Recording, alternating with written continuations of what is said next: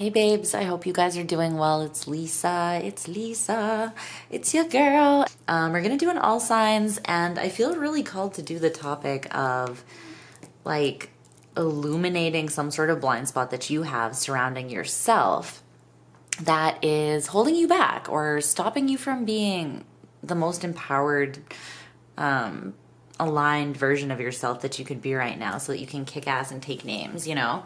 Because we know that you're all here to do so. So yeah, I'm gonna try to look into that and see maybe something that you've forgotten about yourself, or something that you've never really seen super clearly about yourself, maybe that will help you. Hopefully, that's my intention, okay? So we'll look at what you don't see, and we'll also get you some advice surrounding how you can just deal with that and up level in whatever way at this time, or take care of yourself. Whoa, okay. Okay, we're struggling here. We're on the struggle bus. Spirit is like, just stop trying to multitask, Lisa. So in the info box down below is any information you might need on how to follow me on social media. There's a new Instagram channel, so check that out.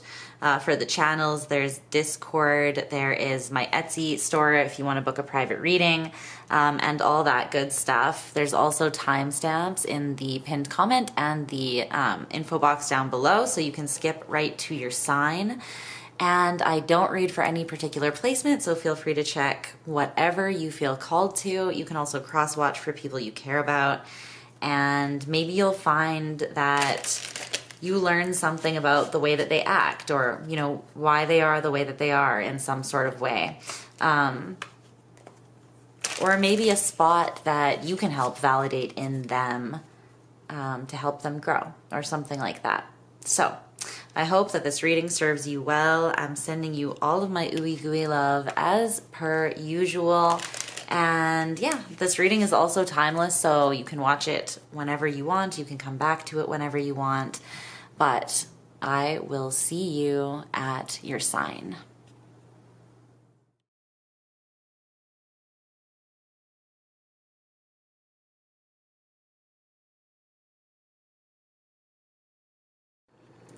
Aries. Hello, my little bombshells, my little grenades, shall we say? Oh, there you are on the split. Aw, look at you. You're showing up already. I hope you're doing well. Okay, so let's tap into Aries energy. What does Aries need to know? What is Aries' blind spot here that I can illuminate for them? What does Aries need to know?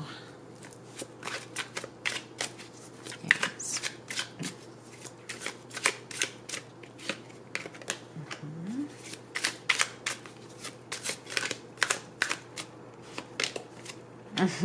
Okay. Wow.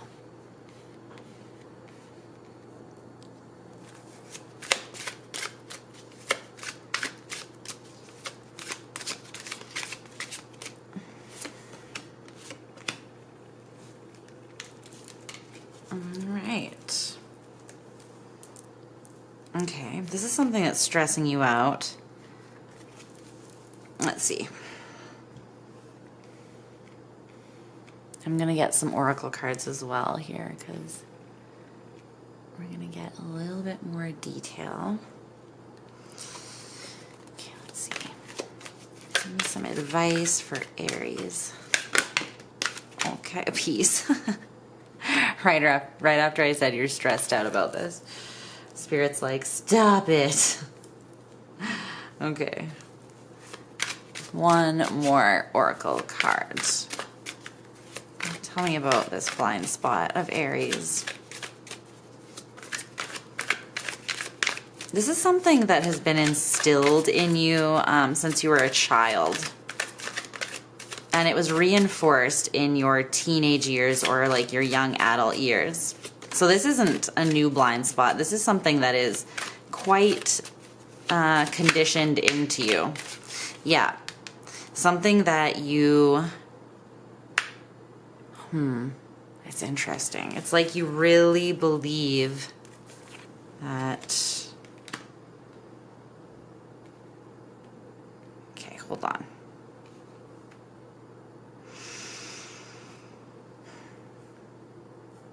there's something you think you know, and it's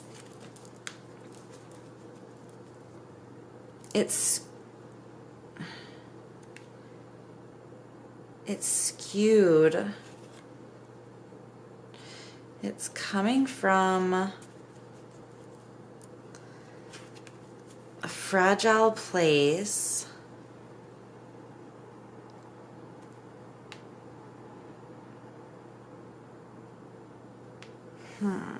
Okay, let me see here. Page of Cups, the Page of Pentacles, the Knight of Swords. This is what you don't see. And then fragile and this don't agree with yourself all the fucking time. Can you tell me about the Page of Cups? Tell me about the Page of Cups a little bit. I feel like you might have a lot of water in your chart. Definitely. But I feel as though just a lot of feminine energy, really. Yeah, that's what I'm getting for sure. Many of you. So earth and water energy, or you just really resonate with strong, sacred, divine feminine vibes. And we all have both in us, no matter what sex we are. So as a child, you were very dreamy, and you were very open to possibilities, very maybe artistic, but just like curious, but in a very hands-on kind of way that I feel like would have taken you very far in life. Like it still might, you know, like I feel like many of you are artists, or you work with your hands in some sort of way, like you build things, you write, you create, you pour yourself emotionally, your heart into something, though. This is like your nature. But I feel like it was either misjudged, misunderstood as like you're too much, you're too emo, you're too fragile, you're too explosive. I don't know. However, that Aries energy as a child, it can come out that way, especially in your teenage years when there's lots of hormones, because it's that masculine energy, right? But I feel like people who didn't understand what that was, or maybe how to move with you through it, it's like they made you question yourself. The opinions of others came through, and they told you, don't agree with yourself all the time. But I feel like it was surrounding something that you knew. This is coming through as external, and it's masculine energy, right? So it's very like, probably very practical, does it make logical sense? You could have had people around you that were very much like that. Maybe your parents, or I don't know, a romantic partner at some point. I feel like the short of it here is that like your feminine energy got quite, I heard like pummeled. So maybe it got quite beat up here, really took a beating, like the confidence of it. Because I think that at like a formative year is when this was, your dreams were kind of crushed. Like maybe as a child you would just sit and write for like the whole day, or color or paint or something like that. This is just an example. Or it could have been that you're a very spiritual person too. It doesn't have to be necessarily like artistic or whatever, but, and your parents were like, you know, you're probably going to need to learn like a skill that's practical, because this is how the world is, blah, blah, blah, right? And it's like, no, the world is, it's what we make it, and we're all supposed to shine in the way that we independently came here to shine, because we all have a plan for doing that, right? But we make it fucking hard. We make it hard on ourselves, and then we feel like shit instead of happy. Okay, so this is like, I feel like people just get it wrong here, and there's nothing wrong with with practical people, right? But don't doubt yourself. What you know as is part of your spirit, is part of your dream, your deep desire, because when you end up repressing that or severing yourself off from that, like that's very much a part of you for a reason, right? So for the Aries that this will resonate with, I think that you should agree with yourself a little bit more, and maybe take the stance, but from that feminine, allow your feminine energy to stand up for itself, or protect that feminine energy and allow it to bloom. because there's something there that's not really being expressed fully. I feel it being like repressed or oppressed. And I think that there's a boundary that almost wants to be set here that hasn't been, that will bring you quite a bit of peace, where you maybe feel quite hurt emotionally. And I think that, Aries, I think that this is because it's like this wound of not being seen or understood is being constantly triggered. It's like you've never had peace surrounding this, and you just have felt, this is coming through as like chip on your shoulder energy, but it's like, I don't blame you really, because it's like one of the first wounds that you got. The first cuts are the deepest, you know, because they get us, like I said, when we're in a formative age or when we're more young and vulnerable feeling, and we can't process these things or understand that people's opinions are, they're just opinions, you know. They're just human, and they tell us how they've sorted life out so far, right? And it may or may not be something that is suitable for us or aligned with us. Whatever you knew yourself to be as a child, it wasn't fragile, it was strong. It was always strong, even if it was deeply emotional. Or like not like off the beaten path. I don't know. Tell me about this. Don't agree with yourself all the fucking time. And this Knight of Swords.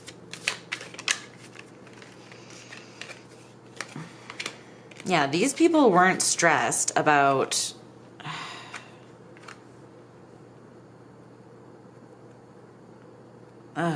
these people and their unwarranted opinions. It's just because, like, and I'm not saying they're bad people, but you're like a dreamer, okay?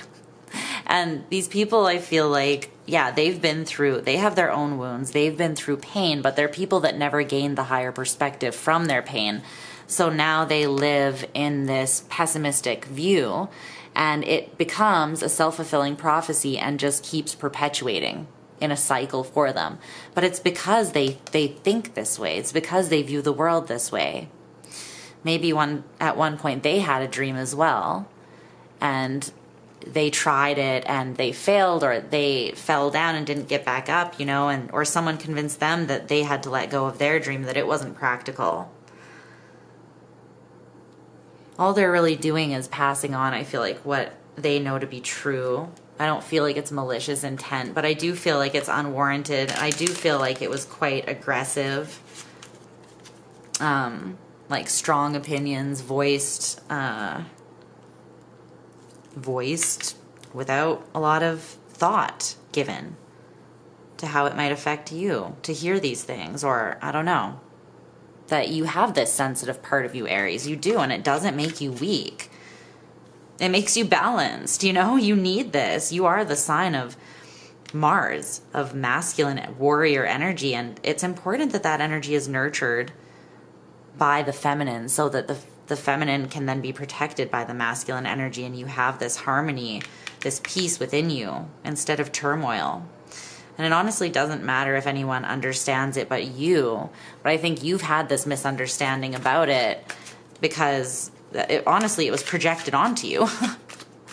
So I think there's maybe some weight that needs to be dropped here, and whether it's just you setting the intention to drop the pretenses, the projections, the energy of other people, and find your way back to what you know about yourself. I think that a purge would be, like a little bit of an energetic purge would be helpful for you at this time, especially if you have been feeling a bit anxious, or like you have an excess of physical energy in your body in some way. I would, or even like if you're on edge a little bit. As a result, I feel like that's of just there being a lot of energy and stimulation though. But yeah, okay. Your advice is the Queen of Cups in reverse with peace and the Wheel of Fortune. The thing is, you're made for big things, and the reason why your dreams haven't happened is because you had fear put in you, and it's been messing with your mind. So there needs to be a realignment to what you know is true and you know is actually your strength. Because you know this. The Aries that I'm talking to, you are aware of this, and you've been unhappy because you've been somewhat separated from this dream or the pursuit of this, or even just expressing, like living your life a specific way. More free-spirited, more sensual, more engaged with life, more playful, just more at peace and in some sort of natural flow. The Peace card, I want to see what this card says for you, 23, in the book. So it says freedom from attachment, radical acceptance. It doesn't get any better than this. A quiet mind, a heart fulfilled, freedom from want, and the soul's satisfaction. The way to peace is through radical acceptance. Everything in your world is exactly as it should be. Harmony is beautiful. Enjoy it. It also says that during this time, you could be very capable of having super clear or refined vision surrounding your work and how you create your prosperity. I think that you're meant to step into your power at this time, but you need to know that just being who you've always been is enough. This is you in peaceful harmony with spirit. That's when you're in your most powerful state, and you will channel and you will create. You won't even really have to think about it.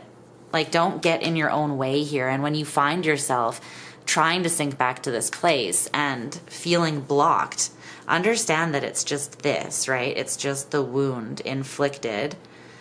And you can keep on dropping it, keep on releasing it so you can move forwards. Just rest and go at your own pace. It's like, this will be a bit of a process, although I don't see it taking a super long time, because I think that, like, you're very smart, Aries, right? You are the spark of consciousness. You're the first sign of the zodiac. So once you understand things and once it like clicks for you, you're like, oh, and then you point your cardinal fire in another direction and you go off, right? A grenade in a new direction. But yeah, when you start getting in your own way or doubting that it can be that easy, that you can just be in your energy, your power, and your unapologetic, like full expression of self, loving yourself, and that's not self-absorbed, that is just you in your power and strength, and it will inspire and lead the right people, and it will trigger the right people as well, because it's something that they need to work on for themselves if it triggers them in a negative way. So don't be do this there's something beautiful waiting for you too. And again, it's the only reason that abundance coming from this has been blocked is because I feel like you haven't really been fully pursuing it, or you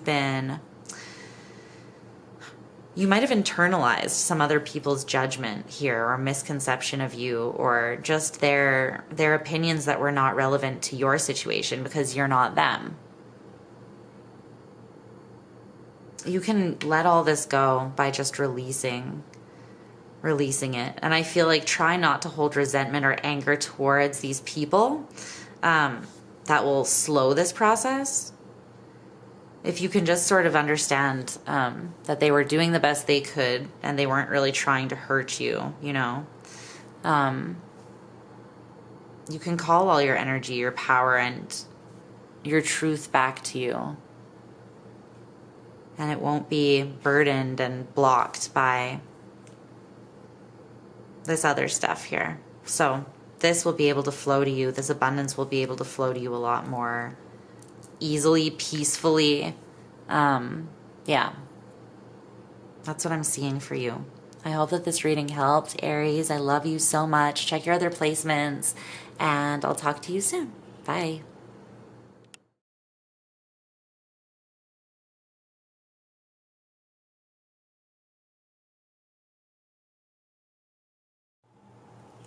Hi, Taurus. I hope you guys are doing well. So let's take a look. See if we can illuminate this blind spot that you have surrounding yourself that might be blocking you in some sort of way from living your best life. Because we know Taurians don't want to settle for anything less than their most lush life. And who would, honestly? Okay, let's see. Let's see. Okay, what do we have for Taurus? What does Taurus need to know? Ooh.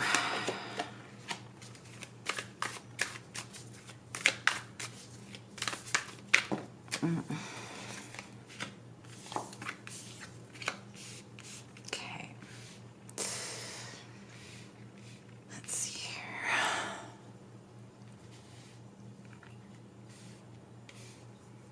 I'm going to use some oracle cards as well to dig more into this for you. So let's see. Let's grab you a couple of those. Okay, yeah. I got the Tower. The Tower. Our good friend. The party has arrived. The Tower.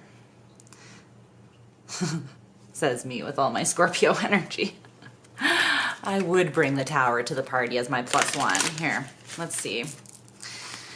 But you understand that energy, being Scorpio's sister sign. Don't act like you're not just as intense and broody as we are in your own way. Nurturing. You're like, we're Venusians. What are you talking about? Blink, blink. I've seen you. I love it about you. Don't worry. Let's see. One more oracle card. We need someone who can match our freak in the zodiac. Come on. It's one more card. Tell me more about this blind spot for Taurus, please.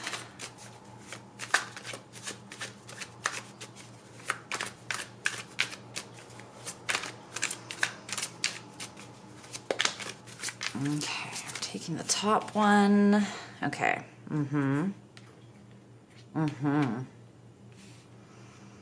Okay, they're saying take one more too, so the bottom one. So we'll leave the middle one, take the bottom one. Okay.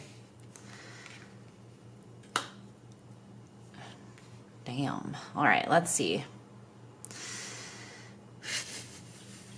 Let's see, Taurus. This is a little bit of heavy energy that you're nurturing yourself back from, it looks like here. So, your blind spot, the 9 of Swords, the Ace of Pentacles in reverse, the 2 of Swords in reverse. And then you have this oracle card here that kind of has the fragmented, sort of fragmented, splintered off girl.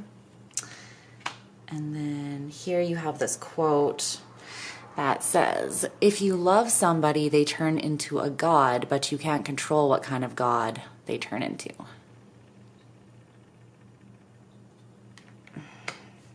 All right.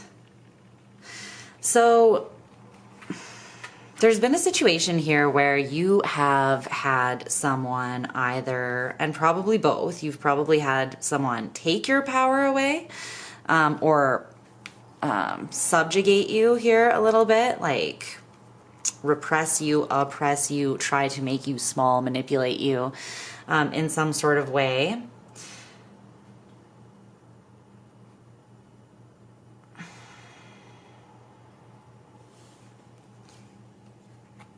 Oh, man.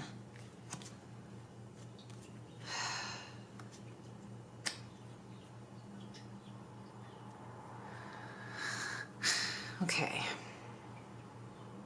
What I'm seeing is that there is some anxiety that is kind of creating a fragmentation of a part of you, Taurus. Okay, so by this I don't want you to take it like I don't know, you have an entity attachment, or like, you know, don't freak out. It's not some weird spiritual thing. I feel like it's more in the way that you perceive yourself, since with the 9 of Swords and the Ace of Pentacles in reverse, I'm seeing this as you here. There's a truth that you, well, yeah, obviously we're looking at the blind spot about yourself, but there's definitely a truth that you're not seeing about yourself. And I feel like how easily you can actually bring things together, that it doesn't have to be hard. This seems very Taurian, yeah, like a Taurian lesson, because you are fixed earth, right? Let me see more on this Nine of Swords. What is this surrounding? Something about you having anxiety over not being able to make something happen, and you're quite like decided about this, but I feel like it's because you've given a lot of power and control to someone else, and they've abused that. They've abused that.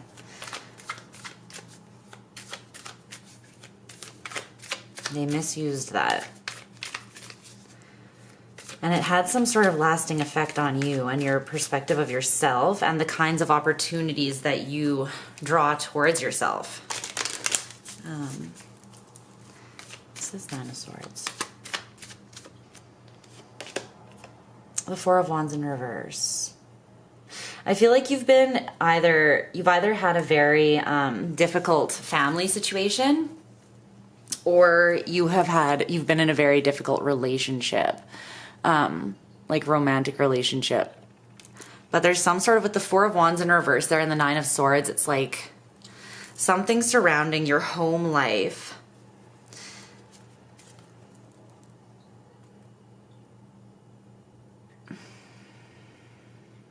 I wonder if someone tried to tell you, like, dwindle away at your natural confidence, sensuality, sense of self, and because the Nine of Pentacles is here, right? And you're very much that energy. Like I said, you're a Venusian sign. You just kind of ooze it naturally. Most of you are incredibly gorgeous people. Like, could you have left a little more for the rest of us, honey? You know what I'm saying? It's Taurus is like, no, no, we could not. If I could hear your energy so loud. But, you know, go off. You're here to go off in this life with that beauty. So who am I to frickin' judge? All I'm doing is judging how gorgeous you are, honestly. There's someone I feel like here who saw you as a threat. A threat. They were threatened by everything that you just are naturally. And you might have been very unassuming to this. I don't know if you saw it coming initially, or maybe you did expect it. Maybe this is a pattern that has unfolded for you from a very young age all through your life. You know, people are jealous sometimes even when you're a child. It's hard to, I don't know, it's hard for me to kind of comprehend how people can put that kind of like energy towards a child who's just innocent and obviously unassuming. But hey, there are some people who find a way to do it. So if you experienced that, I'm sorry, but it's like you have minimized yourself here. But I feel like someone made you feel as though you were too much. You're not too much. You were never too much. You are maybe just more than this person could hold without, again, like abusing the power that the love you gave them provided, you know? It feels like this is someone that was more concerned with keeping you on a leash, keeping your view of yourself fragmented so that you wouldn't be in your full power and confidence. And maybe so that you wouldn't take opportunities that would pull you away from them, or pull your attention away from them, or draw more attention to you. What's this Ace of Pentacles in reverse? This has affected you though, and I feel like it's affected you, or it is still affecting you more than you know, for this to be in your blind spot. Okay, yeah. This is someone I feel that wanted to isolate you. They wanted to keep you isolated so that it's like what I said, you would get less attention, or there would be less of a likelihood that you would be pulled away from them. And that's just what I'm feeling. They could have been this could have been kind of abusive. It could have been narcissistic, for sure. This is definitely tactics that narcissists use. 100%, one of their biggest ones actually. And they also, I'm seeing here that for some of you, this person used like, what is it when you give someone, it's like an ultimatum, right? It's like they may have put you in situations where it was like, well, if you go out with your friends to the bar, like we're done, you know, or if you go out with your mom for dinner, I'm leaving, or something. Like just crazy things that don't make any sense that forced you to choose them over other situations, or even like your own well-being, like taking a job interview or starting your own business or something like that. This would be someone that wouldn't be overly supportive of your endeavors unless they were things that kept you small or kept you isolated. Aw, Taurus, I'm sorry. What's this Two of Swords in reverse? I'm sorry. This is not fair. The Chariot.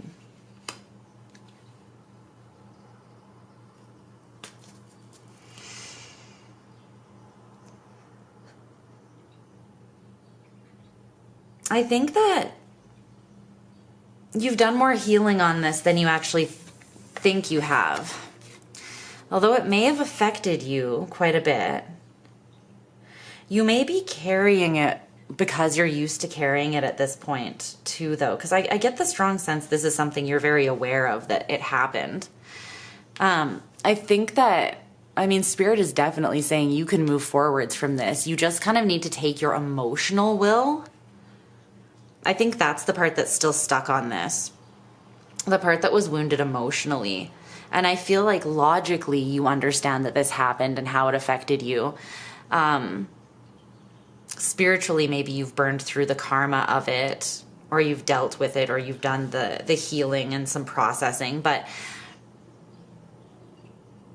there could be some like emotional trauma still being held in the body that's coming through. Some of you want to do some hip stretches maybe.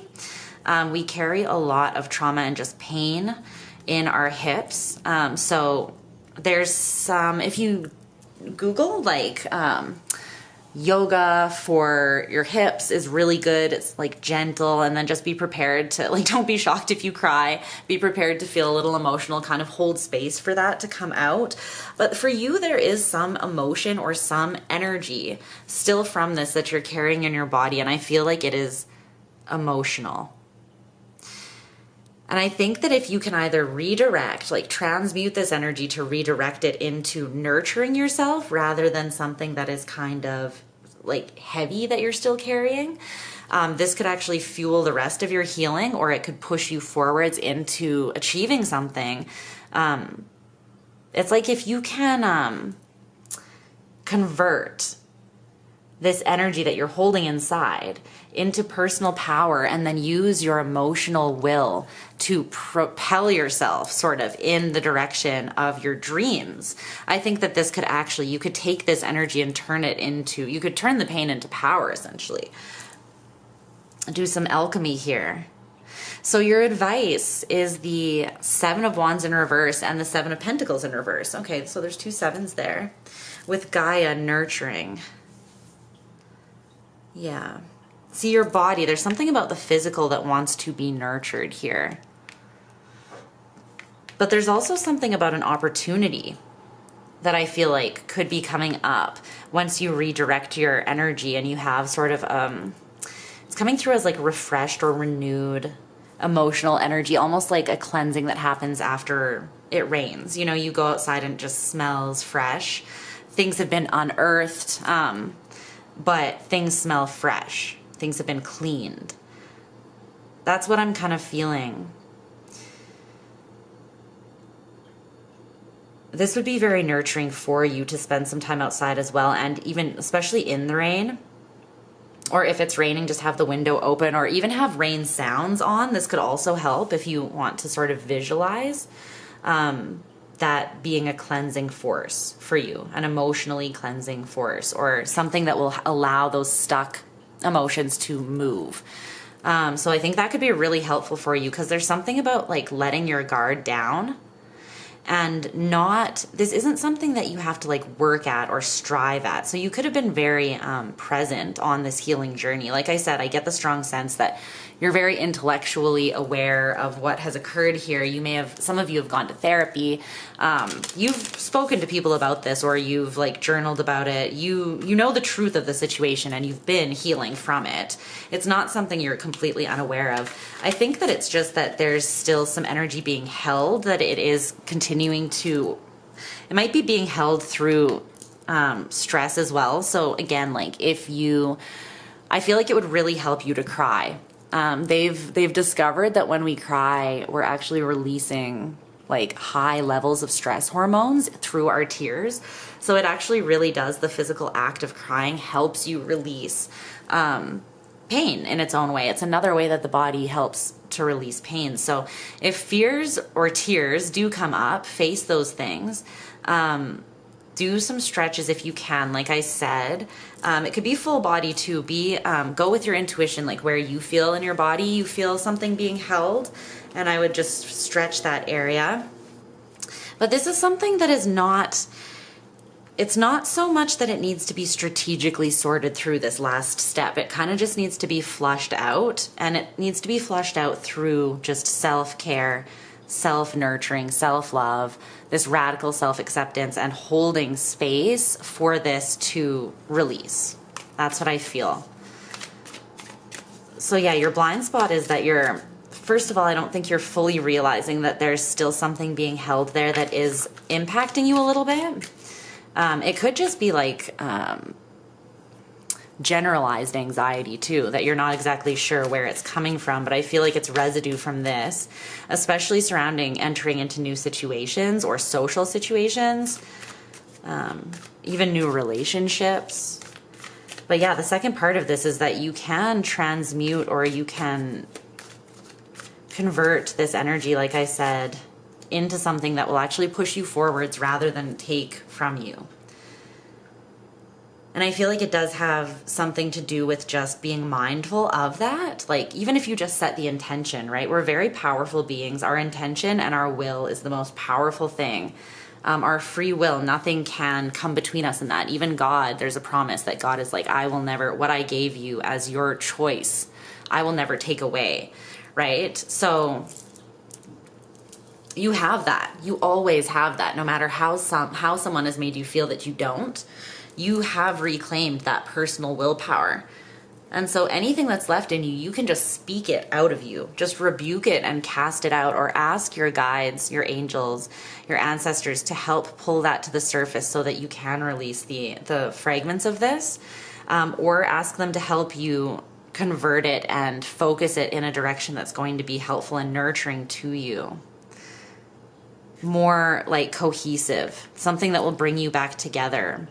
Or you could even ask them to send you an opportunity that you can pour this into, that you will be excited about, so that you have something that is exciting to focus, to really focus on pushing this energy towards. But know that whatever you do ask for, I feel like you can count on your guides to bring that through to you. They want to help you move through this wound, okay? But that's what I'm seeing for you, Taurus. So sorry you had to go through this, but you are strong and you are stubborn if you are anything. So I have full faith, and you've already come so far in your healing, honestly. This is just a little bit, there's just a little bit left that they want you to know about. So check your other placements for more perspective and context. I'm sending you so much love, and I'll talk to you again soon. Bye, Taurus.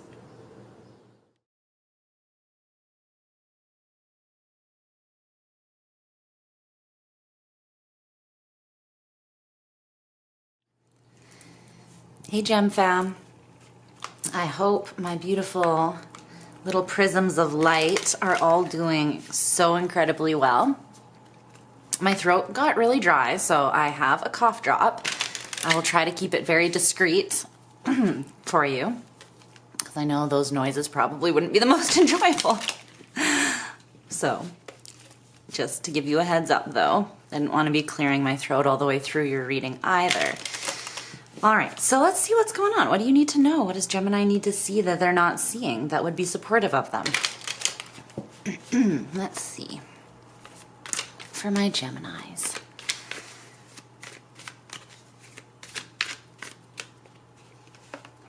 Okay. There you are.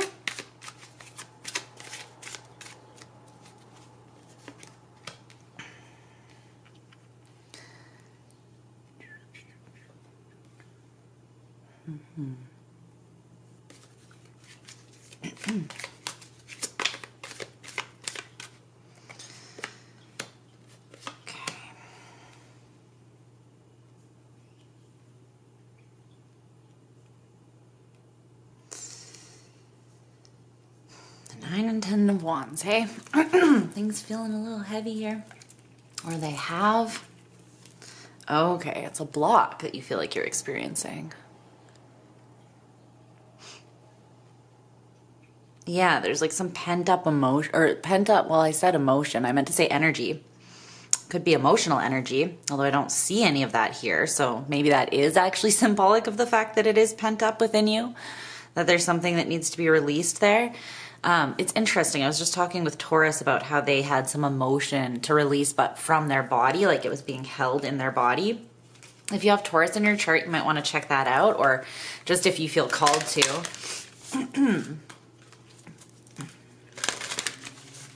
Let's get you some oracle cards here quickly. Excuse me. My throat. No.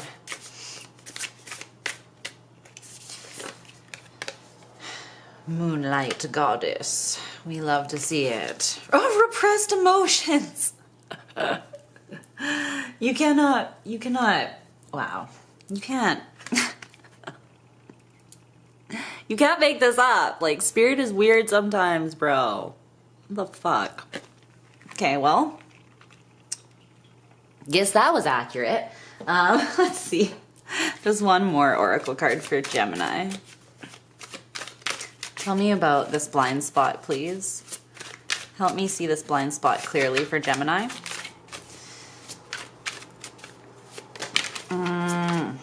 No, we only need one. There can be only one.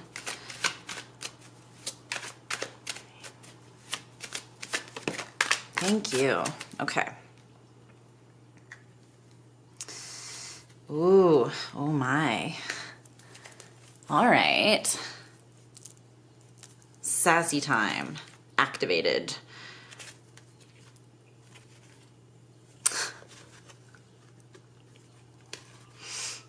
All right.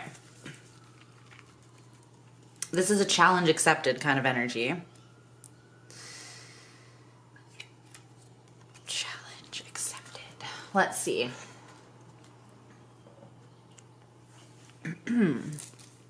The 10 of Wands in reverse, the King of Swords, the 7 of Pentacles in reverse, and then we have this Oracle card. I love this. I find this inspiring. It's a Tumblr find. I'm a Tumblr girly. It says, if I've learned anything from video games, it is that when you meet enemies, it means that you're going in the right direction. Is this not so true? And does it not make so much sense? I love this analogy. Think of like Donkey Kong, right? You're playing Donkey Kong, my personal favorite. And you get near the end and there are bigger bosses that you have to beat, right? There's like the big crocodile guy. There's all these big bosses that you have to beat. Or even when you're getting closer to the end of the level, like more things start coming at you, it gets harder near the end. It's not an indication that you're not on the right path or that you're not going in the right direction, though. In fact, it's the opposite. So,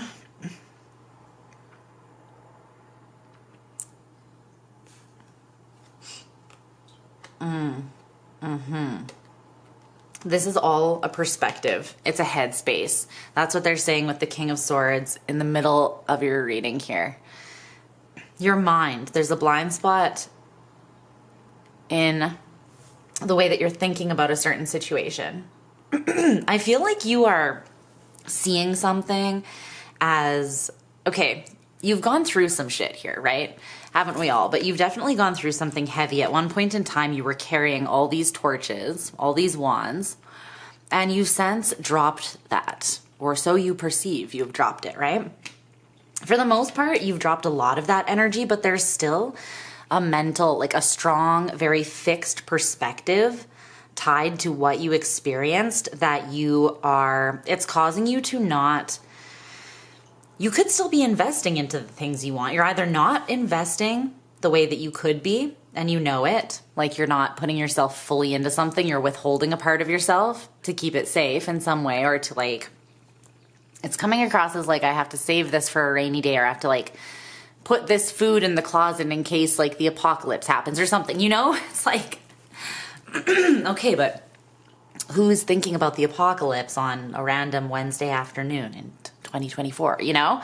people out there are. No judgment towards you, but do you get my point? It's like there's something you're overcompensating for, or there's something that you're just seeing it as like not a lost cause, but you don't have very much hope or faith that something will manifest. And it's coming through just as simply you've been a little bit beat down. You're tired. And for that reason, you're so used to, it's like you could have gone through something, Gemini, where you had a couple ops that you had to come up against in a row. It was like one thing after another, even if it was just difficult energies. Take it how it resonates for you, but you went through this stuff. You went through the process of offloading most of that energy. But then I think you decided, like, I don't want the next experience to be another one of those, like something else that feels like it's coming at me to challenge me, to like put more resistance in my way. And again, it's because you're tired. But the only thing is that I think you've been focused a lot on what you don't want to see. And you've either been stopping what you do want to see manifest by focusing your energy and attention on what you don't want. So you're feeding the opposite of what you want to happen, essentially, right? Because where your attention goes is where your energy will go, and where your energy goes is what will grow. And your mind is very powerful, Gemini, but it's also mutable. So it can go lots of places. Your mind can, the places it can go. It goes everywhere. Speaking as a Gemini moon here. So it's important for you right now to at least focus on taking your attention off of, like, don't focus on the enemies, don't focus on the haters, don't focus on the paranoia surrounding the things that could come in next or go wrong, or that you're going to attract some more fuckery. Don't focus on that as much as possible, especially right now. Jupiter is in your sign. Jupiter's in Gemini, and it's just amplifying the absolute F out of everything that you're thinking. Everything in your mind is being blown up, like, to the most massive, to the heavens. You know, Jupiter is ruler of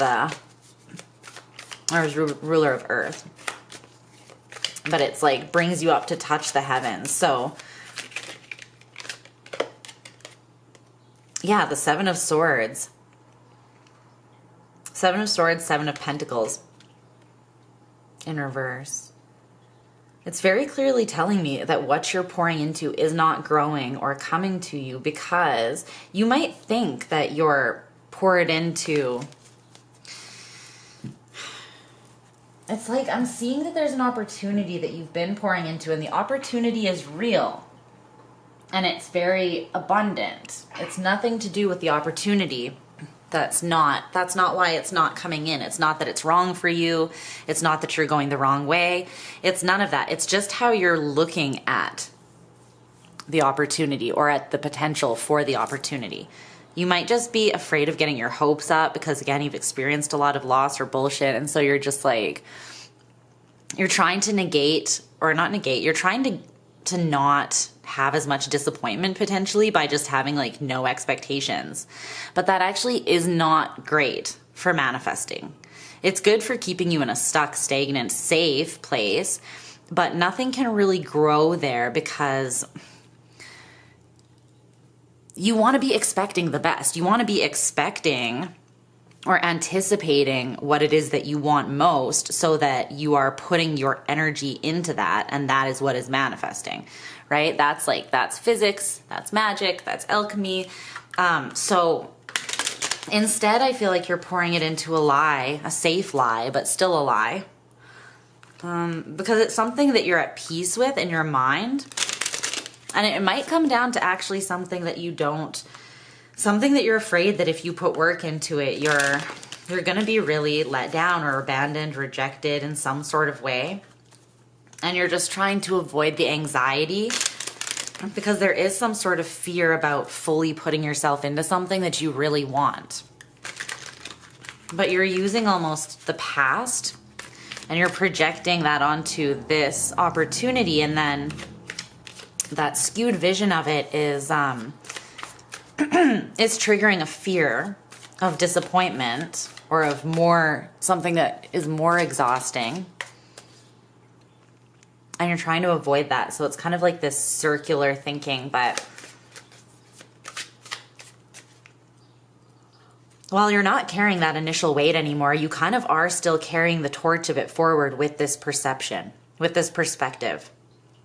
That's part of the weight that you're trying to actually drop. So maybe if you can see it that way, like you're changing your mind because that mindset is directly attached to the weight of the past. And if you're trying to let that go, right, then you want to wipe the slate clean, because whatever comes in the future is not, it's not what happened in the past, unless you're projecting the past onto it, and pretty much then it's a self-fulfilling prophecy. You will create that, right? Or you'll just see it as that, paint it as that, even if it's not, whatever comes in, because you'll still be in that same headspace. So I hope that that makes sense. That's what I'm seeing for your blind spot. Okay. Your advice is the 9 of Wands and the 4 of Pentacles in reverse with this Moonlight Goddess card. Repressed emotions, healing, and reflection.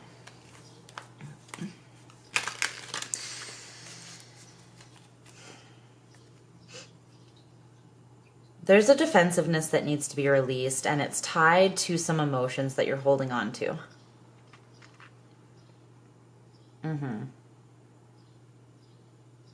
So Gemini does this thing where we think that we've felt our emotion, but really all we've done is intellectualized it and like thought about it and been curious about it and explored it in like a mental kind of way.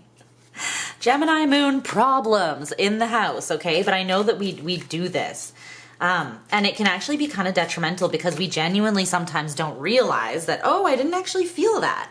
I just thought about it a lot, you know? And it might maybe brought up more feeling like frustration because you were overthinking it, but you weren't actually feeling the real feeling that wants to come up, the real emotion. And if you felt frustrated, if you felt anger, bitterness, any of these things, when you trace those back to the root is pain. It's like that's coming from a wound. We've been hurt and then we react as like a side effect out of like anger, bitterness, whatever might be connected to that for you. But I feel like the root emotion is still repressed and it's like you're defensive against it, against reflecting. Well, you may have reflected on it and healed again that part of you, but I don't feel like you've actually released something here.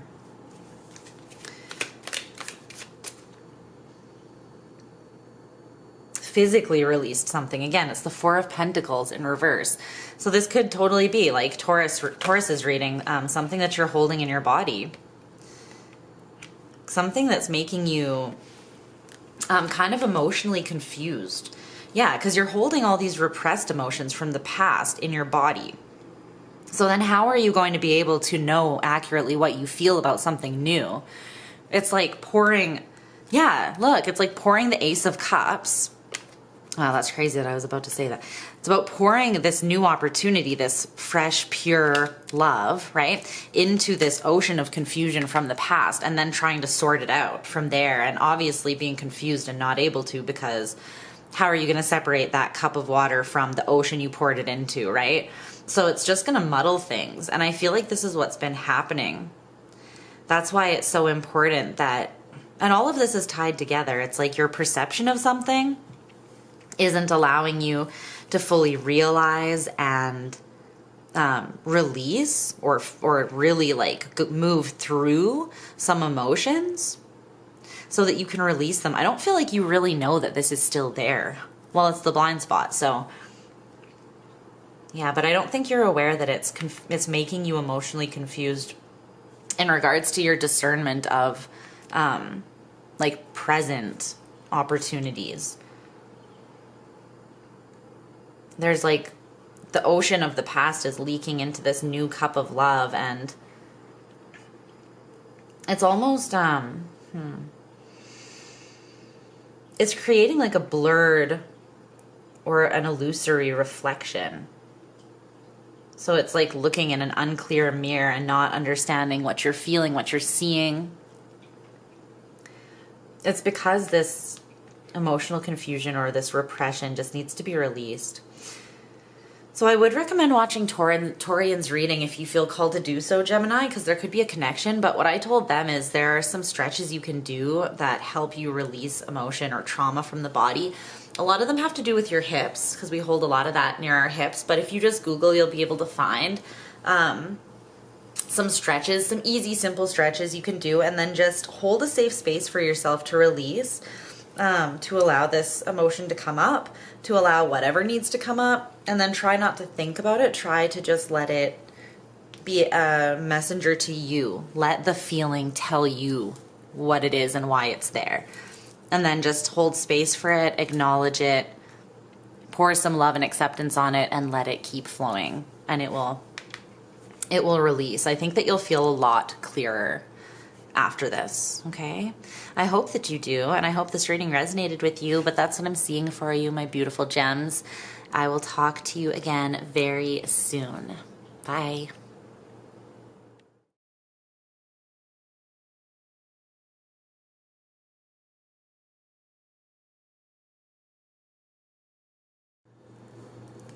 Hey, Cancer. I hope my spicy little Krabby Cakes are doing well. All right, Cancer, let's see what blind spot about yourself you need to hear about or Spirit wants to highlight so that you can remove this block or resistance. Okay. What does Cancer need to see here? Tell me about the blind spot for Cancer.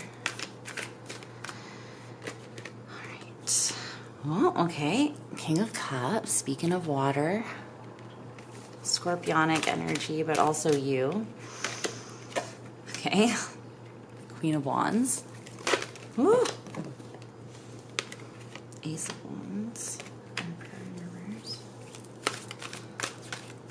One more.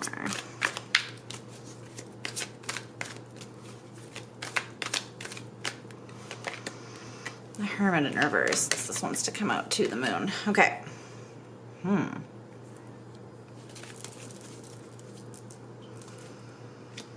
Nine of Pentacles and Page of Pentacles both in reverse at the bottom of the deck.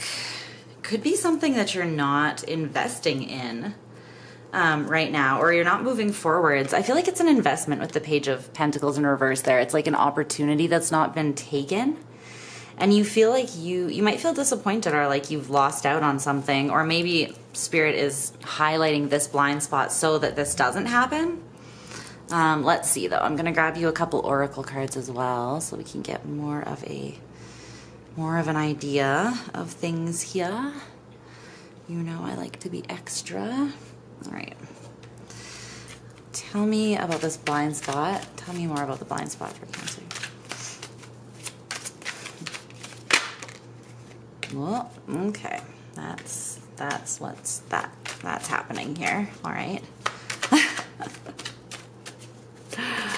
This is a blind spot.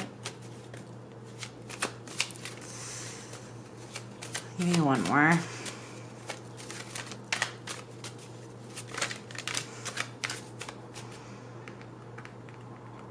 It's going one of two ways.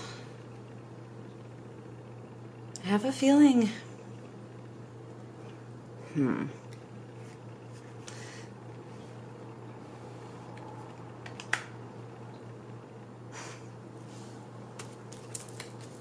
Let me just get your last oracle card and just start the whole reading before I get sucked into it here.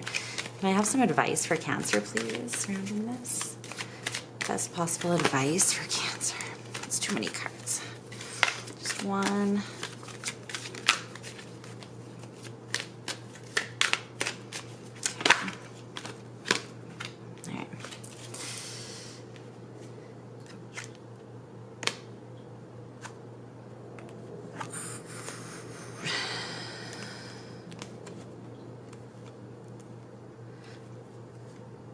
Okay.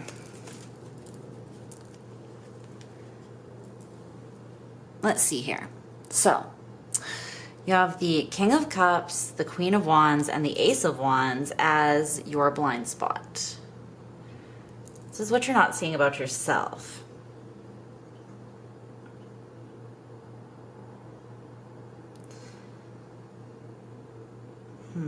Okay. Cancer. There's something you're worried about. But I think it's kind of coming from a place of disempowerment and maybe like a little bit of paranoia, just from not like unfounded necessarily. Well, is there ever founded paranoia? I'm not sure, but it's based on something. I'm just saying it didn't come out of nowhere. Like you've got your reasons for feeling the way that you feel about things. However,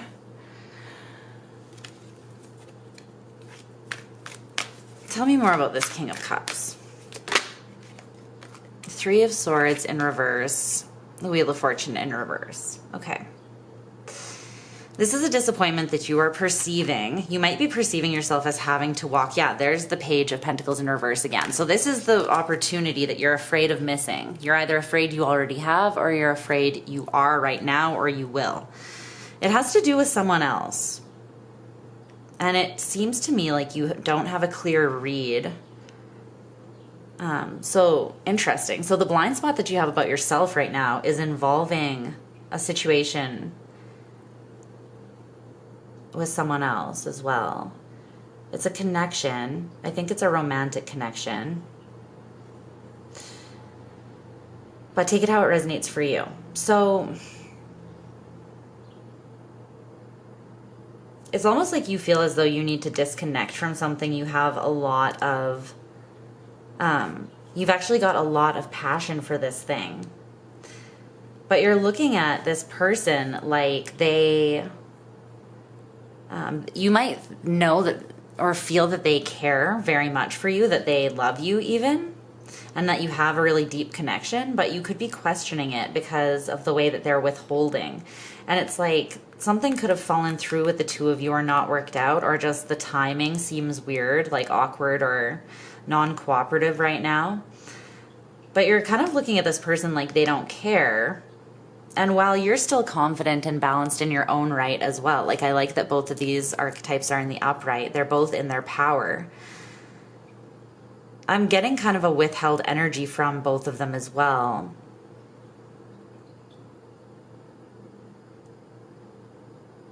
It's not really like a, well, if you don't care, I don't care. It's just more like self-focused. I feel that both of you are kind of self-focused right now. And it could be to ask yourself whether you are a deep soulmate that is worth investing in and connecting to, or whether it is like a trauma bond or part of some sort of cycle or pattern that you're connected to. And sometimes when we have these psychological patterns or things that, these conditionings, right? Like attachment styles and trauma and different things like this,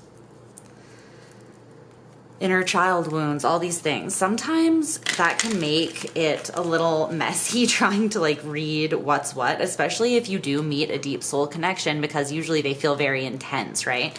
So sometimes it can trigger us and we can feel like we can worry that it's just something that we've already experienced in the past that would be a waste of time, or that would be, I don't know, something that we need to be defensive against essentially. So we can be kind of like wary of new experiences, ironically, especially the ones that light us up this much, because I think the more desire or passion we have for something, naturally the more fear we have surrounding not getting it or losing it or whatever, right? Transformation in reverse, that's the Death card. Scorpio, more Scorpio energy. Patience, which is Sagittarius, or Temperance, and then the King of Swords.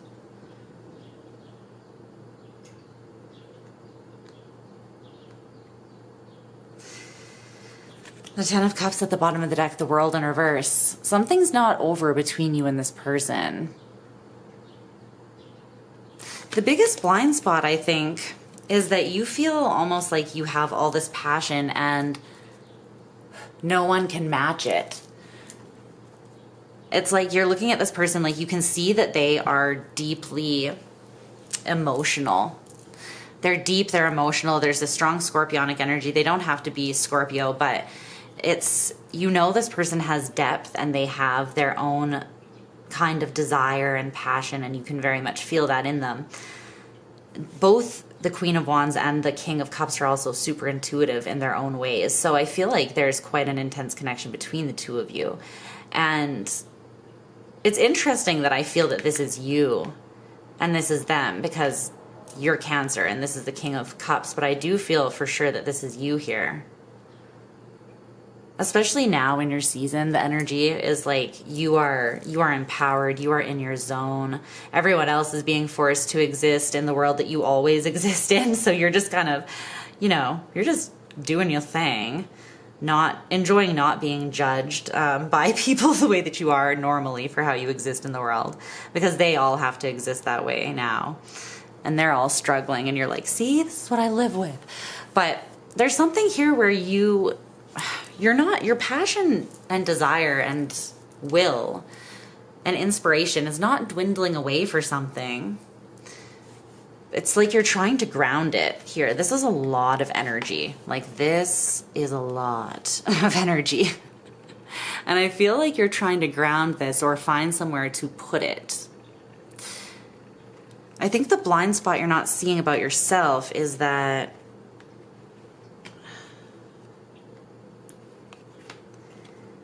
this energy is meant to go into you somehow.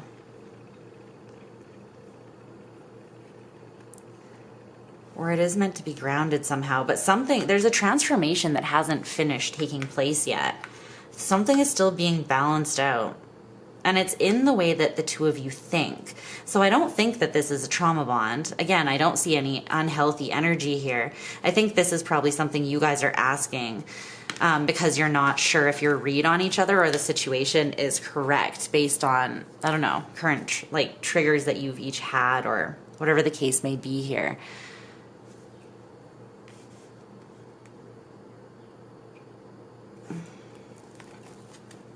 What about that Ace of Wands?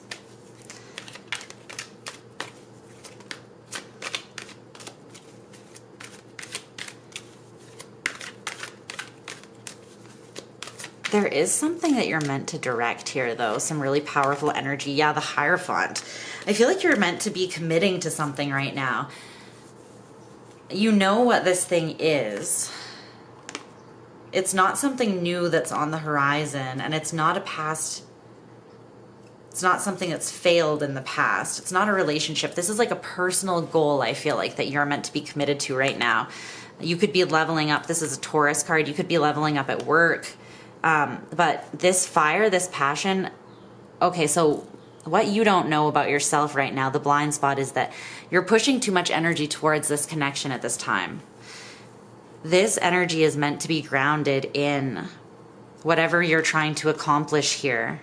I think you can rest assured that that's not a trauma bond, but also kind of blot this person's out of sight, out of mind for a moment, I feel like, because there's something here that Spirit is saying. You're not seeing that you're very close to accomplishing something, whether it is personal soul growth on your own journey, or whether it is a goal in the physical, like I said. Like your business blowing up, you gaining some sort of, I don't know, skill or up-leveling is what I'm feeling. Your advice is the Emperor in reverse, the Hermit in reverse, the Moon in reverse, Aries, Virgo, and Pisces energy here. 3 major arcanas, all in reverse. Whew. Your advice.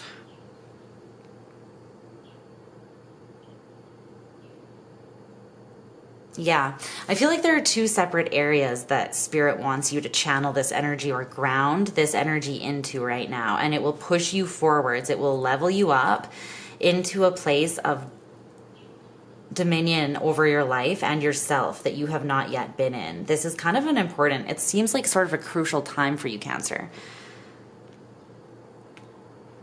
And this could be a collective message for a lot of people too. There's this tiny little plant fly that's keeps dive bombing at my head. So and then he comes down here. So if you keep seeing me swatting some invisible thing, that's what it is. It's just minuscule, this tiny little fucking fly. Stop diving at my head. All right. What's the Emperor in reverse?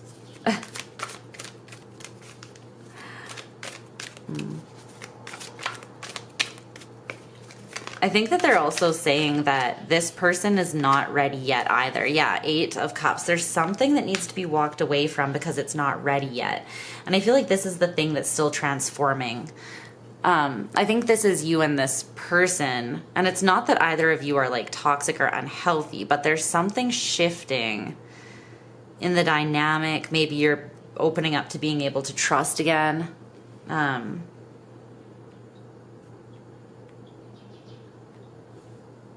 But it is time to go here. Your advice, time to go with the 8 of Cups is very clear. Because you're bringing yourself in from out of the cold in some way. And it all starts with an idea, like a perspective. There's something that you haven't had too much faith in. And it's actually because there's a little solo journey that Spirit wants you to take internally, inside yourself with the Hermit. It's going to reveal something to you with the Moon in reverse here. Tell me about this Hermit in reverse. And then whatever is revealed to you, there's also something here about sharing that knowledge with others, if it's helpful, maybe in like a teaching kind of way, or even through social media. I don't know, just however you share information or whatever platform you would know, like what would work for you or what you would be into. Yeah. Some of you are waiting on, some of you are waiting for news surrounding a relationship, or you're waiting for someone to message you, or there's something that's on hold. And it's not, I'm not saying that this person's not going to, but I'm saying there's something about you not waiting, because right now is a critical time for you to be channeling this energy into yourself. And I think that you're creating a block, which might be making it harder to ground, because there's like a backup in energy, right? And the block is coming from this indecision surrounding moving forwards, because you feel like you haven't gotten news yet or a message surrounding something. So it's like you're waiting on this thing. But by doing that, you are, I feel like, inadvertently blocking some energy flow and a level up. So especially if you've been feeling like quite a bit of pent up energy, I feel like, or you've been sensing that it's just harder to ground energy. You've been more overstimulated or scattered lately, or you felt like very in your head, or yeah, but not in your body really. I would say that's the case for sure. So that's what I'm seeing for you. There's 2 messages, kind of. One thing that needs to be walked away from, or just the focus taken off of it. Again, it's kind of just out of sight, out of mind. It doesn't have to be like, you don't have to cut it off necessarily. But I don't know how much longer this has in that process of transforming. And there's a very clear message about like, now is your time to shine in something here that has nothing to do with this connection. Okay, so don't pass that up because you're wondering or waiting on something else. This thing is for you, and I feel like you can't lose it. But there's something for yourself as well that you need to act on at this time, okay? That's what I'm seeing, Cancer. I love you. Check your other placements, and I'll talk to you soon. Bye.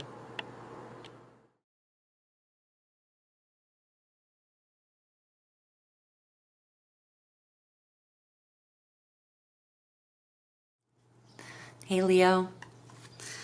How are you guys doing? Okay, what do we need to see here about a blind spot that you're not seeing about yourself that is holding you back? We need to see for Leo.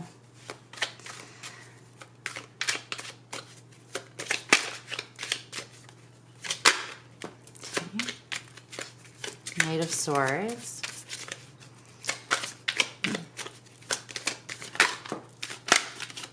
Queen of Pentacles in reverse.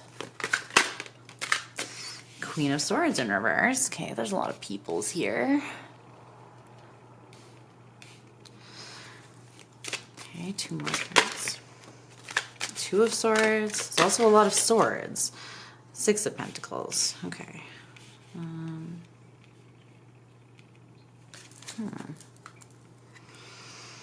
5 of Pentacles.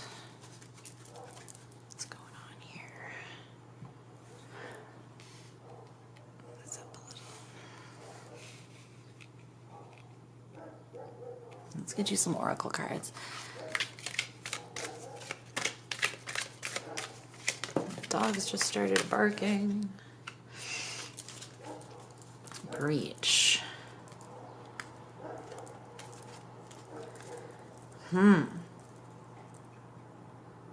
For some of you, there's a karmic release that's trying to happen right now.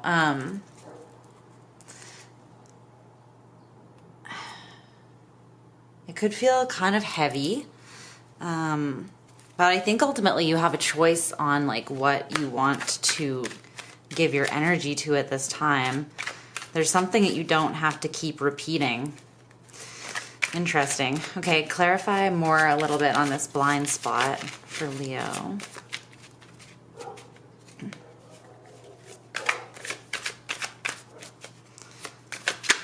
Let's see. All right.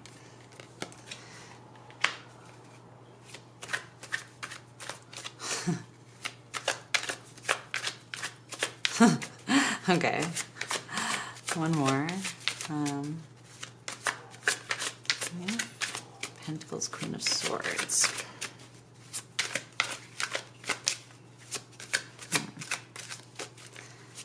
This is interesting. Okay.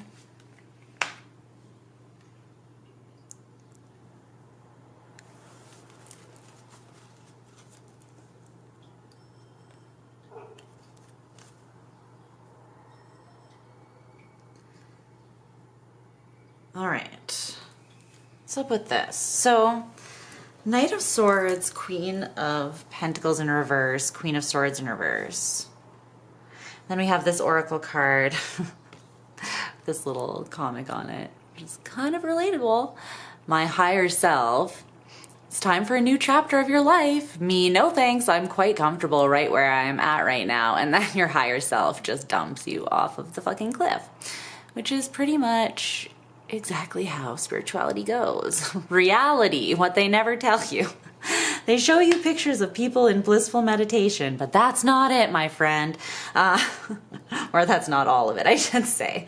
And then you have this fragile energy as well. Okay, let's clarify this a little bit. Leo, first I want to see...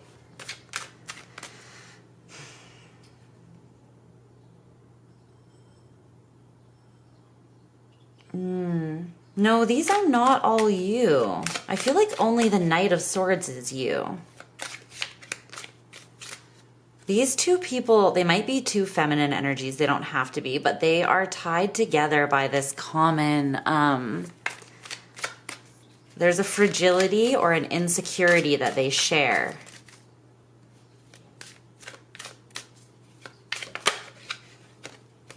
These could be friends of yours. Three of Cups, Justice. There's something very karmic. The Lovers, the Empress. Justice, the Lovers, the Empress. You could be really coming into something right now.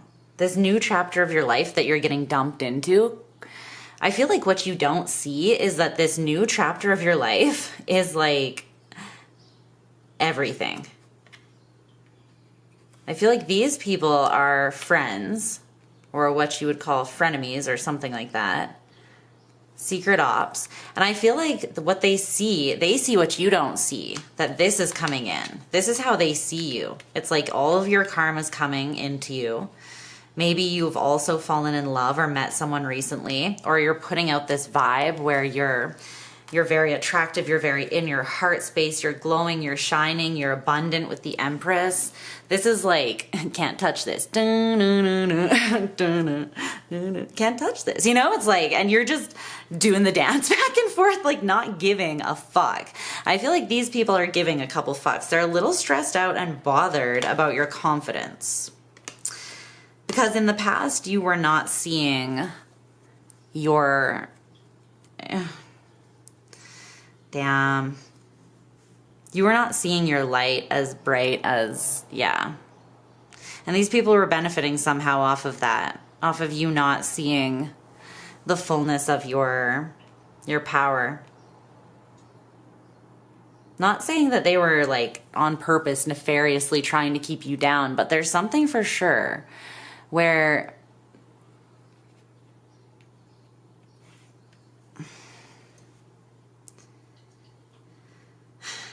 they felt comfortable because they were more on your level before you leveled up, and now it's triggered some insecurities in them. Even though it's nothing that you're doing on purpose. Your higher self just dumped you off this cliff. Like you had some idea, I feel like, or a curiosity or openness to expansion, but your higher self was just like, oh, okay, 0 to 60 in like 2 seconds, you know? Full fucking throttle ahead. The second you opened up, they were like, Leo, the fixed sign, they're ready. And then they just took that time. They took that opportunity and they really ran with it. You know what I'm saying? They just dumped your ass right off this cliff into the next chapter of your life. But the thing is, it's a beautiful chapter. It's an absolutely gorgeous chapter. But I feel like there's some insecurity here now on your behalf, maybe because of this situation. And it may have made you somewhat indecisive about something. I don't know if it's an insecurity, but there's like a question there that wasn't there before inside of you. It's like some energy breached in. Maybe emotionally they hit a chord. They struck a chord emotionally or something here. And it could have put you in your head just a little bit or deflated you or made you start thinking about something. And Spirit is saying, no, you don't. That's not necessary. You're right on track. Your higher self is the one that puts you where you are right now. You are exactly where you need to be. Don't shine any less bright. I'm hearing that. I keep hearing that Kanye song, Glow, where he's like, watch out for me, I'm about to go.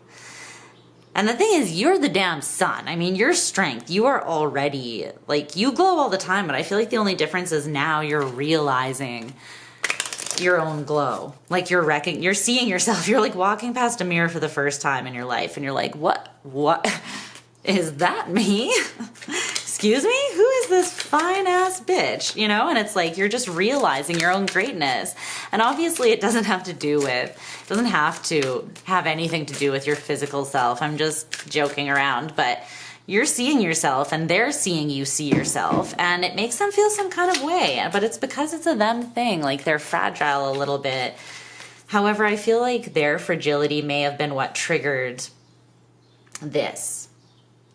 So I want you to be very aware, Leo. So if you're looking at this situation and you're frustrated, right? And you're like, look at how they're acting this way, blah, blah, blah. I think what Spirit is kind of recommending is that use this, what this is reflecting back at you and frustrating in you, to breach a new level of your own healing here.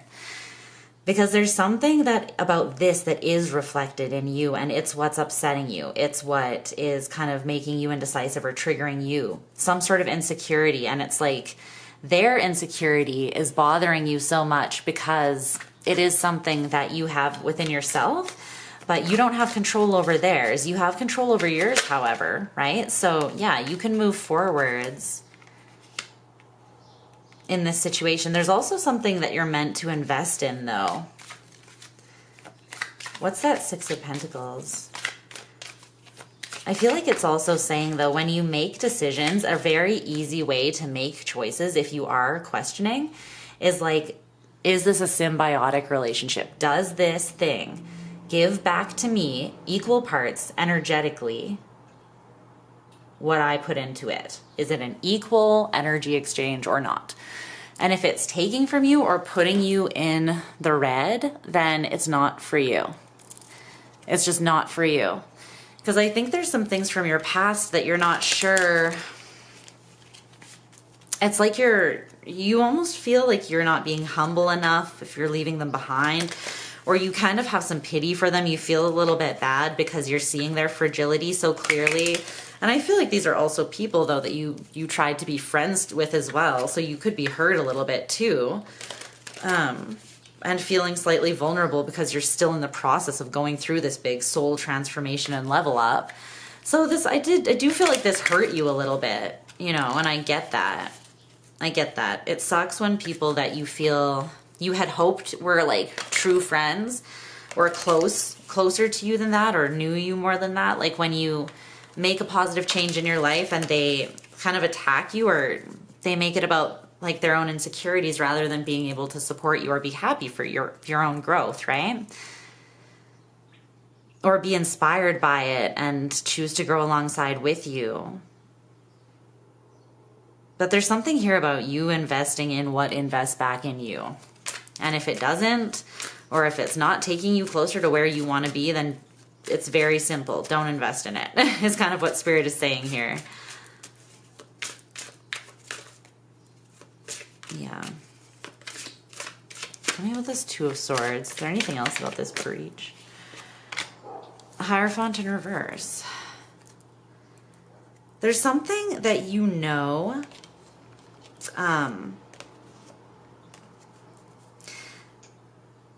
there's like an old view that needs to be deconstructed, I feel like. And this is actually, okay, so what Spirit is saying is something about this interaction and the trigger or the insecurity that it reflects back to you is important.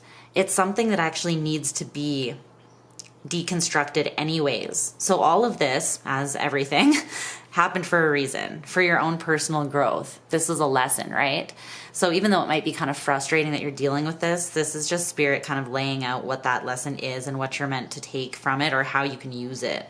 So for your benefit, I feel you have some sort of belief, traditional belief, or something that's been conditioned in about like fairy tale love doesn't exist, and you've decided that love means like imbalance and maybe erratic behavior, or maybe just like very strong sexual or physical attraction. There's something here about the way that you see love, but that's not the idea of love that you would actually find most fulfilling. I feel like you want deep emotional connection with someone. There's something here that's being reflected back at you that somehow connects to that. Maybe what you're indecisive about moving forwards with again is like a new relationship, or like you might feel kind of stupid or foolish giving to something that you're like, this feels way too normal, too balanced, too secure, too peaceful. That just means that it's healthy. I know that it feels crazy for us people who have only experienced trauma. Like when we experience something healthy, we're like, something is wrong. It's like, no, babe, just something was always wrong before, and now nothing's wrong and you think something is, you know? Because that's how it is, unfortunately. And then we have to deconstruct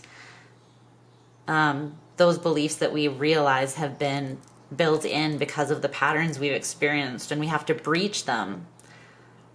Realize that we have a choice in how we move forwards. We always have a choice in what beliefs we choose to carry forwards with us. Like the now is all we have, and every now is just a jumping off point, right? And you can use it to jump off into anything. So if you're ever somewhere you don't want to be, just in the next now, ground into that energy and pick a new trajectory, pick a new perspective.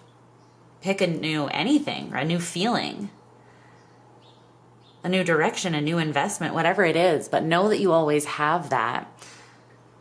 So there's something that you're meant to deconstruct, and it will be reflected back to you by this situation that you have, this conflict within your friend group, within your family, within some sort of relationship. Yeah.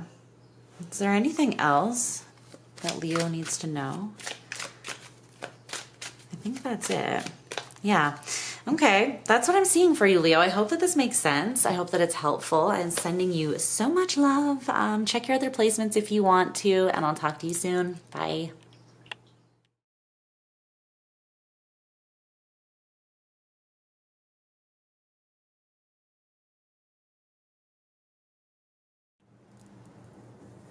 Hey, Virgo. You might be able to hear the thunderstorm throughout your reading. I'm not sure how loudly it will continue, but if you can, you're welcome, because it sounds sexy. So nice. All right. Virgo. let's take a look and see if we can uncover or illuminate this blind spot about yourself that might be holding you back in some sort of way. So, what does Virgo need to know?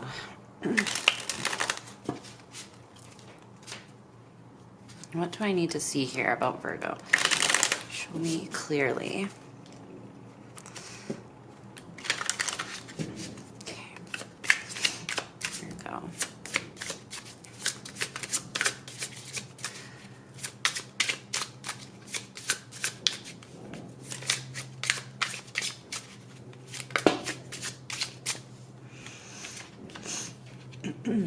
Okay, the King of Pentacles in reverse, the Six of Pentacles in reverse, Judgment, and the Knight of Pentacles in reverse. All right. One more. A lot of pentacles. Makes sense. You are a Virgo.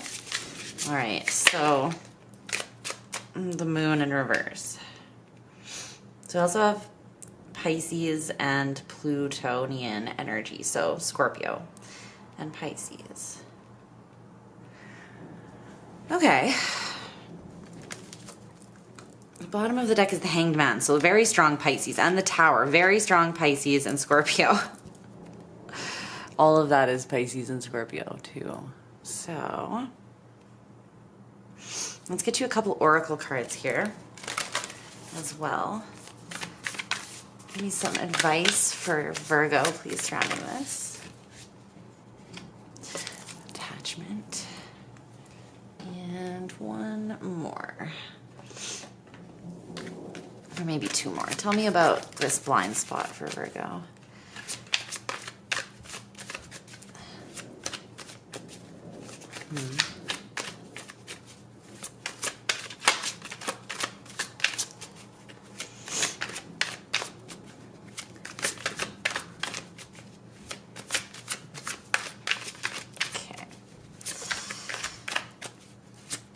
Some sort of judgment call here that needs to be made. Oh, okay, there's the two. Expect nothing and it's still too much.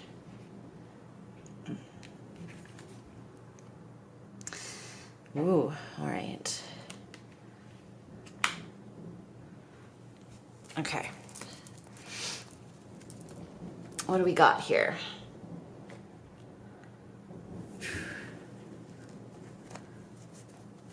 So, the King of Pentacles in reverse, the Six of Pentacles in reverse, and Judgment, with this Calvin and Hobbes comic where he's saying, I expect nothing and it's still too much.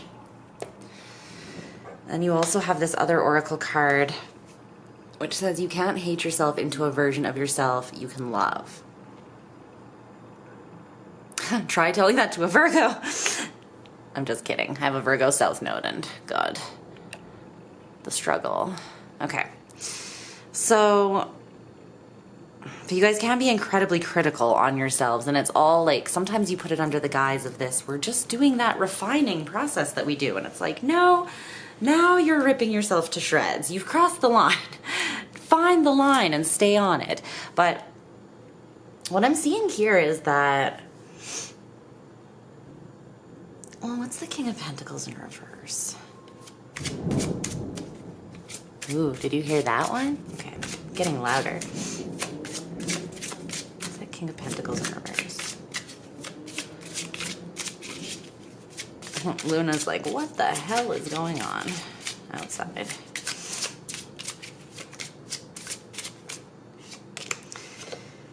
The Queen of Pentacles in reverse. All right, well,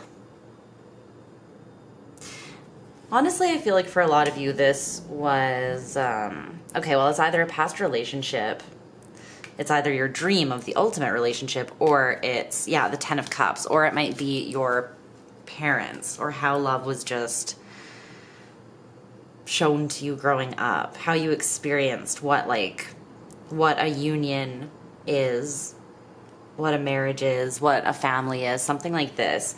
So you have the King and Queen of Pentacles both in reverse here, indicating a partnership or two people that are actually a really good match, but they're either out of sync, off calibration, not in their healthiest state, or they just can't get on the same page. They just can't seem to make it work. There could be disappointment here where he's saying, I expect nothing and it's still too much. The interesting thing, though, to this, Virgo, is that I don't think you're actually giving anything a chance, or this specific, there's one thing here that the Six of Pentacles in reverse, it's like you expect nothing. Exactly. That's the point, I think. That's like where the problem is. Right there at the I expect nothing part. Because then see how that bleeds into the Six of Pentacles in reverse? It's like I expect nothing, and so I invest nothing, essentially.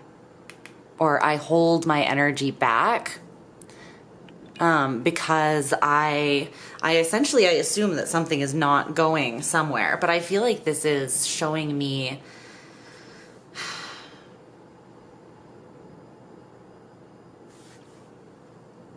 where this becomes a self-fulfilling prophecy for you. And it's really tied to a very harsh judgment that you have of yourself here. It's like maybe you expect nothing because you've grown up not seeing anything, or you've been in relationships where there was very poor give and take, or the balance of give and take was off. It was toxic or codependent, but it wasn't very like the synastry was off, or there wasn't balance in some way here. You came to expect very little. And so you almost got to this ambivalent place, I think, where you're kind of like, okay, it's one of two things here. It's either you've only ever seen disappointing constructs that have let down. Eventually you had maybe some more lofty or dreamy or romantic expectations or desires surrounding connections, or families, you know. But I feel like that that got dwindled down almost, is the energy that I'm getting over time.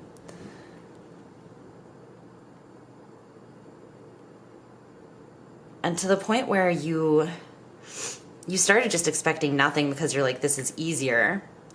People aren't giving me anything anyways. Even when I have the expectations, it doesn't matter. I just end up more disappointed because it still seems like I have low expectations, but it's too much. So there was a point here where you started withdrawing your ability to, or your desire to really put any energy into new things because you lost hope about new beginnings. And I think you got to this place where you feel like you can't transform your heart in some sort of way. It's more like you just keep on telling yourself that it's not right, or that it's not for you, or that the thing that you believe exists doesn't even exist. So this has either been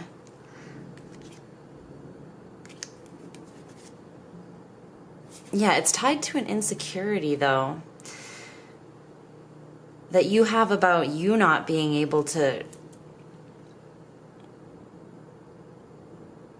give enough or something.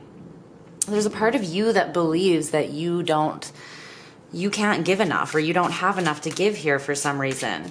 You believe that you need to be a better version of yourself, or there's a lack of self-love that's happening here, but that's sort of being projected into your expectation for, I don't know, maybe one particular relationship, or maybe relationships in general. It's like even when you really are on quite like the same page, or you are a very good match with someone, there's still something where you don't take the opportunity, or you don't see the value in it from a higher perspective. This could also be that there was two compatible people working together in a really toxic way, and so you had this perspective formed that even if you have like a lot of chemistry, or you have this natural thing where you get along well with someone, that does not equate to, oh, well, this is going to be easy, this is going to flow, this is going to be balanced or harmonious. You have all these judgments that you've made that feel very, I don't know, they feel very limiting, but Yeah, they block you from taking these new opportunities, I think. The Three of Swords in reverse is here.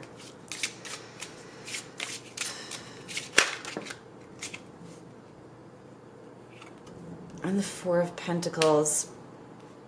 You're holding on to what you know because you don't want to go through some sort of disappointment or heartbreak. I feel like there is something that you want to build, though. You would like to bring it together. But the Hermit in reverse, the Eight of Cups, the Eight of Pentacles in reverse, Two of Cups in reverse. It's interesting, Virgo. I don't know. I feel like there's something you want to go towards. You're itching to go towards it. And I feel that you, whatever this is, you're not really in your power, or you're not feeling like yourself fully. And I think it's because this is something you want to build practically in the world, in the 3D, like all these pentacles, right? You feel like it could work. Intuitively, you have this understanding. But there's something that's not allowing you to follow what you know and what you desire. So you're moving away from it instead of putting work into it. And I think that it's because you actually have this perception that it's either you're absolutely not going to get what you want, or you have to somehow be better, like you can't bring what it takes to the table because you're being too critical of yourself. There's some really harsh criticism that you have that is the blind spot, though, because it's not true. You're either criticizing relationships very harshly altogether, and you just have a really shut down perspective on it. But again, it's to keep yourself out from the cold. It's like a safety mechanism or a defense mechanism that I'm seeing here a little bit. And it's clinging to something that is known, but it may feel comfortable, but it doesn't feel, I don't know. It doesn't feel fulfilling. It doesn't feel like it's what you want, maybe. Your advice is the Knight of Pentacles in reverse and the Moon in reverse.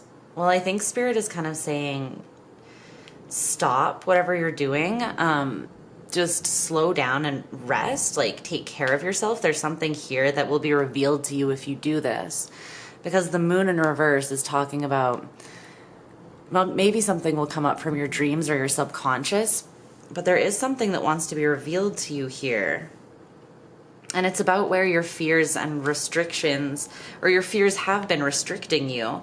There's some sort of attachment I feel that you're ready to let go of here. I'm going to read this from the book for you too. I feel called to do that. So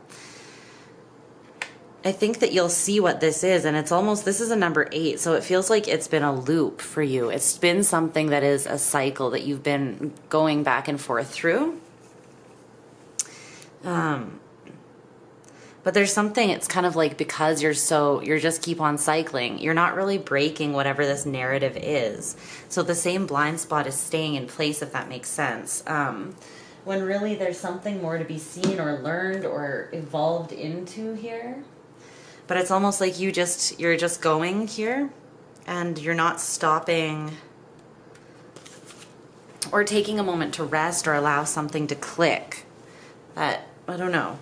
Something isn't exactly what you think here, or it doesn't have to be. So this attachment card, it says you believe that you are in a situation you cannot free yourself from, afraid to let go and walk away because of a deep sense of duty, commitment, or guilt. Perhaps you feel that you'll hurt or disappoint someone if you let go. Whatever the reason, you feel you have no choice but to stay where you are. The emotional attachment is great and the fear is overwhelming. The fact that you've picked this card is no coincidence. You are being encouraged to face your fears. Do not listen to that fearful voice any longer. Beyond it is a space of love and light which is guiding you and urging you to break free. Trust. Initially there will be some upheaval, but eventually all will turn out well for all concerned. You owe it to yourself and others. You deserve to feel light and free. Summon the power of love within you and give it to guide, and ask it to guide you and give you the strength to do what you know is right. So there's something that you want, again, but there's some sort of negative attachment that is coming up in the form of an insecurity or a fear, and then you are, to protect yourself from that, you're harshly criticizing something so that you don't feel the urge to go towards it too much. But it's really out of fear, I think. And Spirit wants you to see this blind spot so that you can release that attachment, because ultimately it's it's restricting you from moving towards what it is you really want. It's like you're scared to start here, so you're not even... It would be like if you're at the arcade and you had all these coins or whatever, right? And you're like, I'm afraid I'm gonna lose the game, so I'm not even gonna put a coin in and play. It's like, that's okay. But that's not really how we live life, right? Or else you wouldn't be living much of life at all. So there's something here that has been an old formed attachment, and I think that it's kind of wrapped its vines around you a little bit, intertwined itself into your thinking and your life, Virgo. But Spirit is saying that whatever this is, it will be revealed to you either through a dream or in a period of rest. Maybe you'll feel a little under the weather, or you'll take a day to just kind of vibe with yourself. But slow down in the physical world, like actually have a nap, have a bubble bath, do something that allows you to rest so that something else can come up if it needs to here. That's what I've got for you, okay? All right, Virgo. I love you so much. I hope that you are doing well. Don't forget to check your other placements, and I'll talk to you again soon. Bye.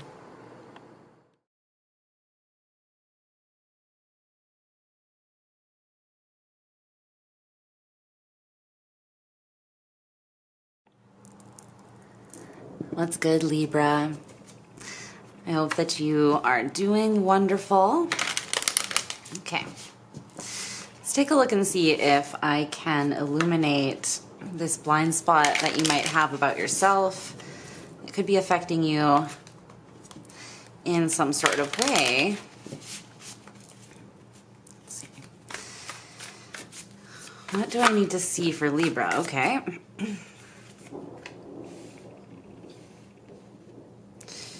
Page of Swords in reverse, Two of Coins, Three of Coins, Emperor in reverse. One more.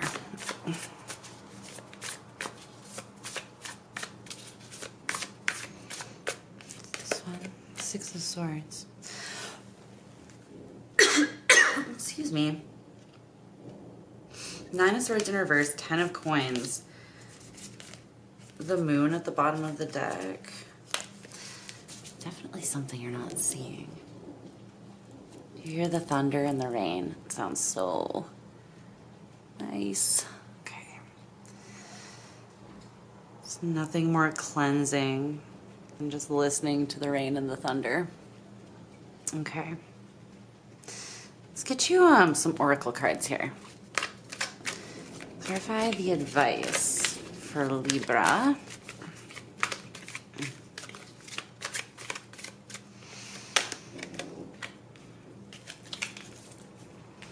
Message in a bottle.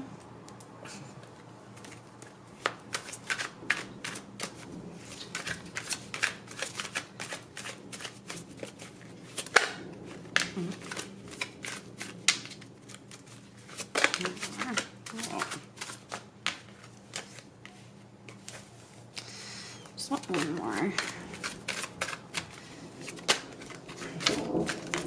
Just one. Okay. Okay. Let's see.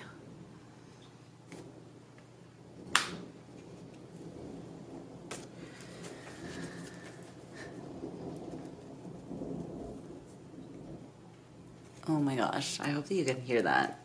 It's just rolling like constantly. It's beautiful. Sounds amazing. Okay. So Libra, the blind spot for you is the Page of Swords in reverse, the Two of Coins, and the Three of Coins.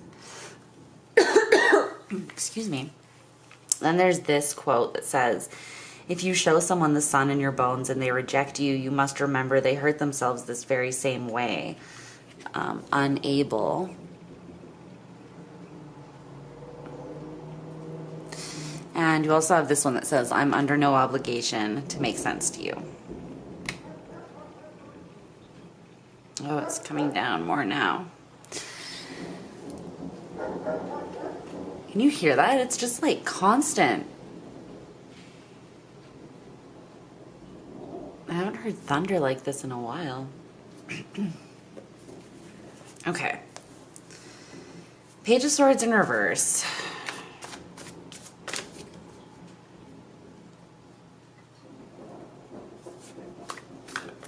You felt very rejected here in a specific way. And I think that it has put you in, for some of you, it's put you in a bit of a trigger state here. Now, don't take this message if it's not for you, okay? I feel like this is kind of specific, a specific one. But it's the one that most needs to come out. So check your other placements if you don't relate to this one, okay? Yeah, validation is happening here. And this is an important message with the thunder rolling all the way through. I feel like it's also kind of heavy or deep. There's something about the implications here of this. Okay. I feel as though you tried to offer yourself here to someone or to potentially a situation. Could have been like, I don't know, something that you really wanted in the physical realm, a goal that you poured yourself into, but I feel like for most of you it had to do with another person. This situation could have put you in kind of a dark place, I'm not gonna lie. The rain is getting really heavy. Like, it is really coming down now, and the thunder is constant. So there's something that you judged yourself very harshly for as well here. You were super self-critical because I think that you feel like maybe you fumbled something. There's a lot of like fumbly energy here. If you look at both of these, they're kind of clumsy vibes, right? I'll show you this in the upright, even though it's in reverse, but the Page of Swords in this deck, holding this sword that's way bigger than him, and he kind of is fumbling around with it, and then the Page of, or the Two of Coins, sorry, is back and forth, kind of juggling.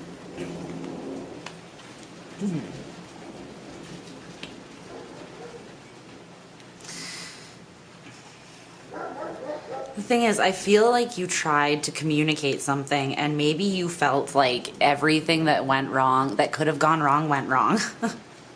When it rains, it pours. Something you feel has been kicked off, I think. And it's got you quite triggered because of the impact that it's had on your life. It's okay, Loons. Come snuggle. Come here. She's like, fuck this. She's on the couch with me. Hi, buddy. Okay, honey. It's just thunder. I will protect you. All right. Makes sense to put this over here, doesn't it? So, yeah. There's something you took pretty fucking hard here. And even my throat chakra acting up, it's like I feel you tried to express yourself. And it was not... I think you feel like this person intuitively sees you. But then the way that you maybe physically or verbally expressed yourself was taken the wrong way or something here. I see you feeling very rejected though. And I think that you...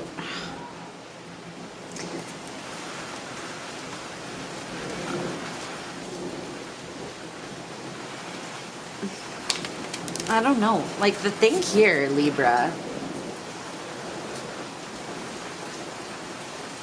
That's a crazy storm going on out there.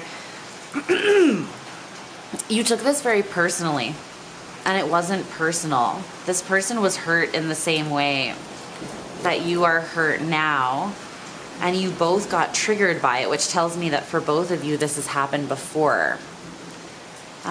This is not the first time that you've been triggered by this. This is a pre-existing trigger. And it pushed you into what I see your norm is, which is you're a little bit defensive when working with other people.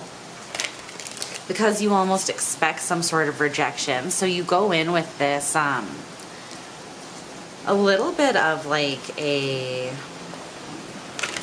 For some of you, it might come up as manifest as like a very confident energy. just like a, I don't need no man, or I don't need no partner, or it's kind of like anarchy, like I don't care if I make sense to anyone, punk's not dead kind of vibe. It's a little bit of a defensiveness, but more than that, it's kind of like marking your territory, or being like, I'm top dog, like exerting your power in a way is what this is coming through more as. Making your power known, like this rumbling thunder, right? It's almost like a dog, like a big dog constantly having that low growl and not taking its eyes off you. It's like, it's letting you know, bitch, you know, that, yeah, the Queen of Wands, that I'm that bitch. There's something about that. You felt like you had to do this, but there's this Two of Coins in the middle here, and I'm not understanding exactly how. Like, I think it was just the trigger that pushed you into this energy, because I'm seeing like these two events as very disconnected. Even the cards, the way I set them, these two are not touching these three, and that's exactly how I'm seeing it energetically. It's like something happened, an event. And I think you might have even gotten just really triggered within yourself because of something that had happened in the past, something else you already let go of. But it stirred up a lot of fear in you surrounding relationships, perhaps. It created some sort of rejection or abandonment wound, something before this. And so it's one of those things where someone can hit it, strike that chord, and not even know that it's a very sensitive chord for you, right? And I feel like that's kind of what happened. Is almost you tried to express yourself and you came out a little bit wobbly, or you felt like you fumbled it, or you didn't get out what you actually wanted to say, or you felt misunderstood. But you were frustrated by this communication, and you ultimately felt rejected.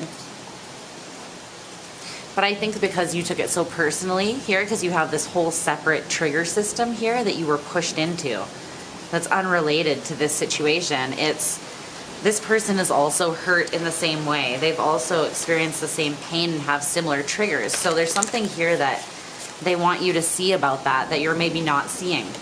You're taking this personally and maybe having like an us versus them mentality.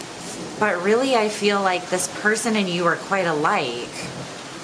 And you might just both be focusing on, I don't know, like criticizing yourselves very harshly and almost creating negative self-fulfilling prophecies, because the two of you are just focused on, oh, this person's just like everybody else, blah, blah, blah. When really, I feel like old triggers that have nothing to do with the two of you may have just gotten activated here. The blind spot is that you're kind of in this big dog energy where you want someone to know, you know, they're like, I'll tell you how I really feel kind of vibe. But it's because it's kind of like an overcompensation or like a lack of cooperation that's coming out, like a rebellious energy that's part of a trigger that's been activated, like I said. And this person could be triggered as well, because it's saying here that they've been hurt in the exact same way. So it could be creating like this situation, like this, see how there's this infinity loop here? It's like, it could be creating this thing back and forth between you, this dynamic perhaps, where you're not realizing that you're actually like, you're reacting in the exact same way, or a very similar way, over the exact same thing. I feel like you just kind of need to get on the same page with this person. There's something here that you are kind of triggered about, though. Your advice is the Emperor in reverse, the Six of Swords, and Message in a Bottle in reverse, which I'll read from the book. I can't believe how hard it's raining and thundering still. It's been just constant. I'm hearing you get what you give. You get what you give. There's some sort of toxic masculine belief system about giving and receiving. It could be like entitled energy a little bit, like I don't have to give anything, people have to prove themselves to me, and I can keep myself completely withheld until they prove themselves, and then I might cooperate. And I don't care if it makes sense to anyone but me. It's like, well, you're not going to get very far with that attitude. You know what I mean? Because it's not how relationships work. You give, and then the other person gives, and you have a symbiotic, balanced relationship that grows and trust grows. It's like, people don't have to prove themselves to people right off the bat. If you're gonna be mistrustful, then you're not gonna trust people, right? So there's something here about, I don't know. I feel like what it is you got hurt and a little bit hardened, and you went into ultra, like, what is justice energy, but overprotective, what is justice energy. And you got to this place where it's almost like it's not presumed innocent before proven guilty. You're just like assuming that that someone new is guilty, or that you're going with that overall perspective or perception in life. Essentially just assuming the worst before allowing something to unfold naturally. But this is an expansion of your mind that wants to take place here, the Six of Swords, and it's going to bring you a lot more peace and harmony within your own headspace.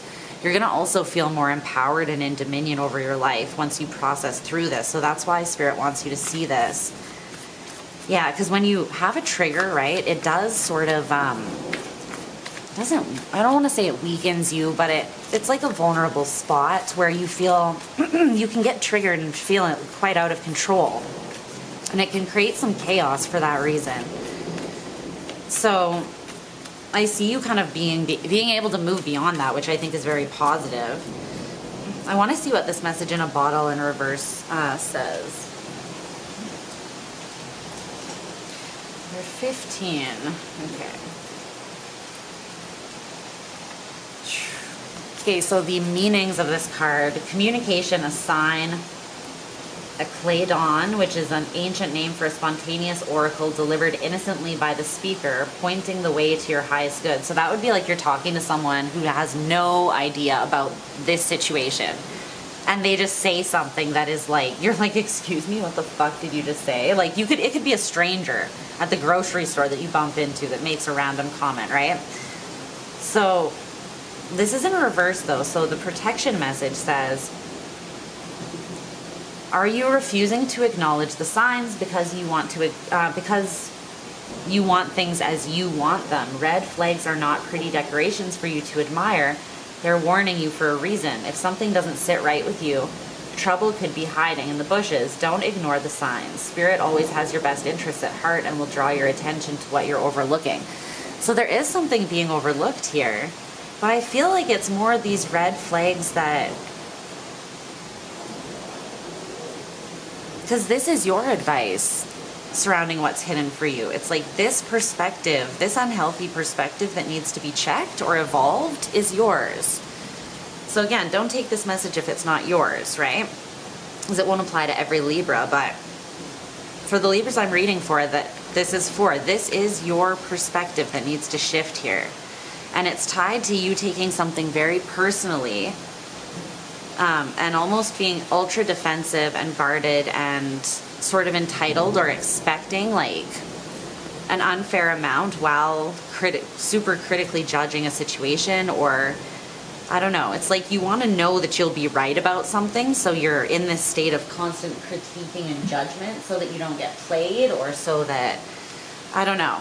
But it's like, I feel like you're playing games or keeping score with people that don't even know that they are, like, they're just trying to be real with you, and there's this kind of game that might be happening where you're not being super authentic, but I don't feel like you know that you're doing this. I think that it's happening because you're triggered. So yeah, I hope that this makes sense.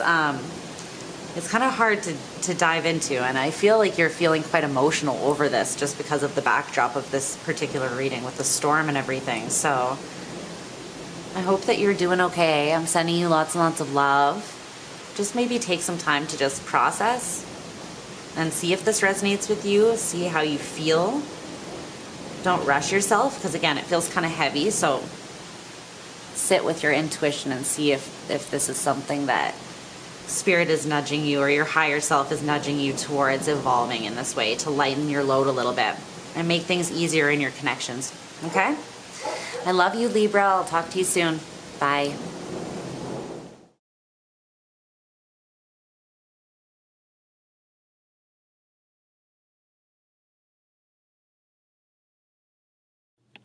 Hello, Scorpio.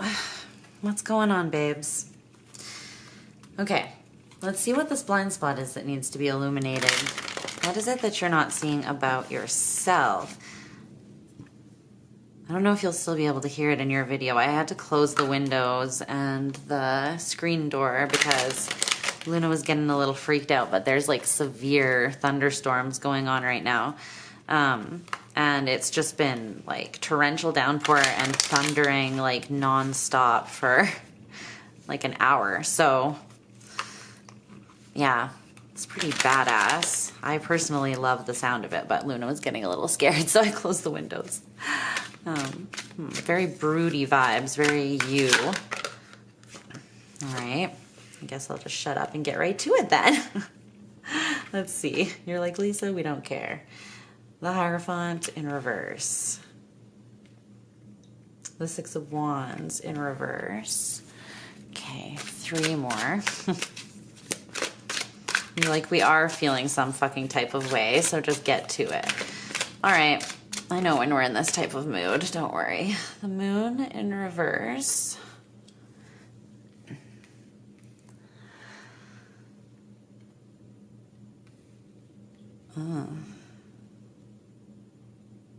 So Taurus and Pisces energy here.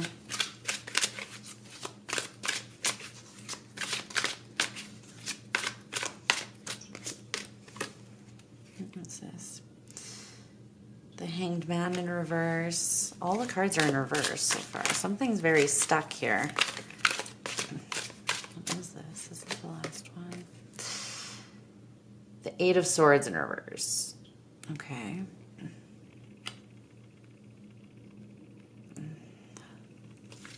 Well, what is this? Damn, Spirit is trying to get your attention because even with the doors and windows shut, it sounds like a fighter jet is like flying right over my roof. Let me get some oracle cards here. Let's see.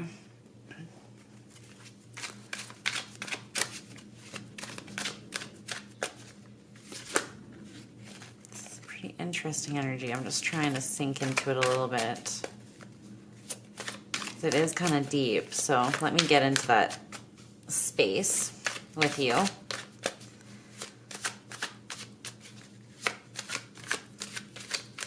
I should know, right? I mean, if it's the blind spot within a Scorpio, then it's the darkest point of the darkest space within you. So yeah, just let me take the elevator all the way down. Just give me a second.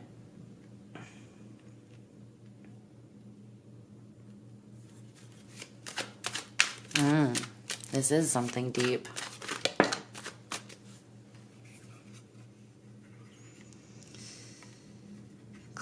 Sound blockages.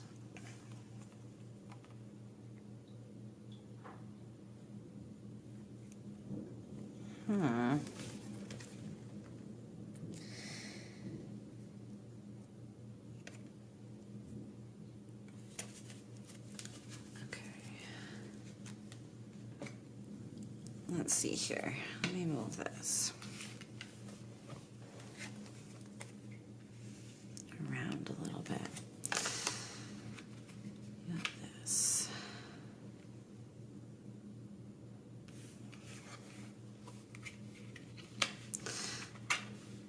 Okay. Let's see everything. Something's, I mean, something is undoubtedly going to come to light with the moon in reverse there for sure. this is a blind spot that will not be one for long. If this message doesn't completely clear it up, there will be something else that happens in the near future. Because this has to do with a deep realization about yourself, like literally your identity. And what is coming through is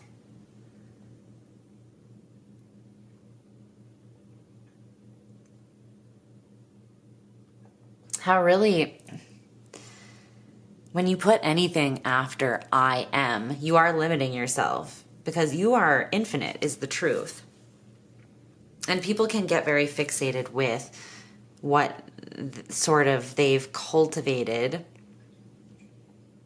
as who they are. But it actually limits your growth as a human being, or just a person in general, when, you know, we're here to have experiences, and then we learn from those experiences, and then we grow. And that's the natural sort of path of evolution and success for mankind, right?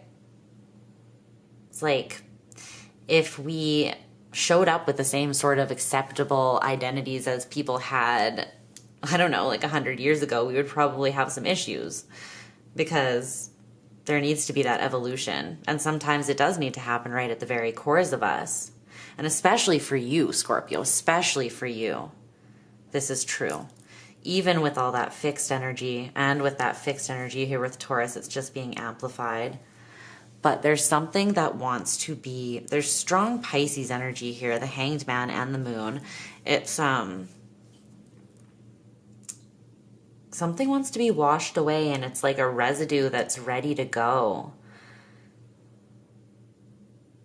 Something that you very much used to identify with, and you might still be fixated on some sort of element to who you perceive yourself to be. And it's a part that's not serving you anymore with that Six of Wands in reverse. It's going to be illuminated, or else this is saying, like, you actually do see this, but there's something that's causing you to not process it. I'm seeing you as being in kind of like a bit of an energetic haze. What is this? I want to know what that is, because I don't like that. Your energy might need to really be grounded or cleansed at this time. For some of you, someone's doing magic on you. I don't know what that is that's coming through. My scalp started tingling when I said that too. So take that how it resonates for you. It's nothing to be afraid of. No one has power over your will, but it could affect you if you weren't aware that it was happening, right? So just set some boundaries, some intentions that you won't be affected, and maybe use sound to cleanse, so you can use a certain frequency. I think 417 hertz is a really good one. You might want to double check. Don't quote me on that, but I believe that's one of the best ones for cleansing out negative energies in your space. This could have been creating some blockages, though. It's like, it's interesting because it's coming through as your blind spot is something you know. It's like, you know, I feel that you know this. But there's been this haze where you haven't been processing it processing this knowledge. There's been like this little gap between something fully clicking. It's weird. And this card here is like a landscape that is reflected on water, right? So it'd be like these mountains or whatever with the reflection. But it's also, there's this Neptunian confusing sort of energy to this, because you're looking at it and you're like, I can't even tell which one is which. And that's a message as well. Someone might be such a reflection of you that, oh, or you're trying so hard to figure someone else out, but you're seeing them very much as a reflection of you. And I feel like you're somewhat losing yourself in someone else here.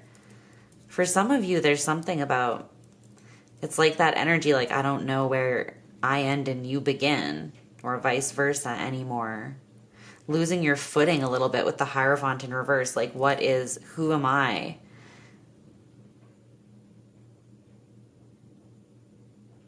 there's been something revealed to you through a reflection, and this was magic. This started an alchemizing process for you. It's a process that was meant to cleanse out an old, make you aware of, and then clear out this old blockage. And the blockage has to do with some part of your identity that you are fixated with, that you are not letting go of. It could have to do with like pain. Something's always going to end, so I'm just going to walk away or not commit to something long term because nothing lasts. Like, I don't know, very morbid sort of scorpionic energy, fatalistic. Not helpful if you want to live like a light and happy life necessarily, speaking from a lot of experience.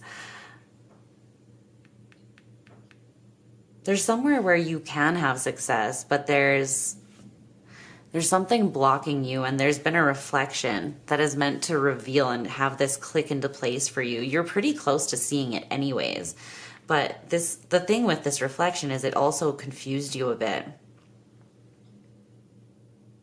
And so that's why I feel like you just cleanse right now and maybe just focus very much on what you know. What do you know? Not assumptions that you're making based on like, oh, this person's like just like me, or you know what I mean? Try to just go with the facts here and don't make any assumptions. I want to say the Hanged Man in reverse and the Eight of Swords in reverse. Yeah. For your advice. Oh, I didn't even pull you an advice card, an oracle card. Clarify that for me. It's something you haven't seen, because it's almost like your full clarity of this comes alongside you liberating yourself from a fear. And it's like two things that are happening simultaneously. So it's kind of frustrating for you, I think, because it's like you don't have the answers before you take the leap into this thing.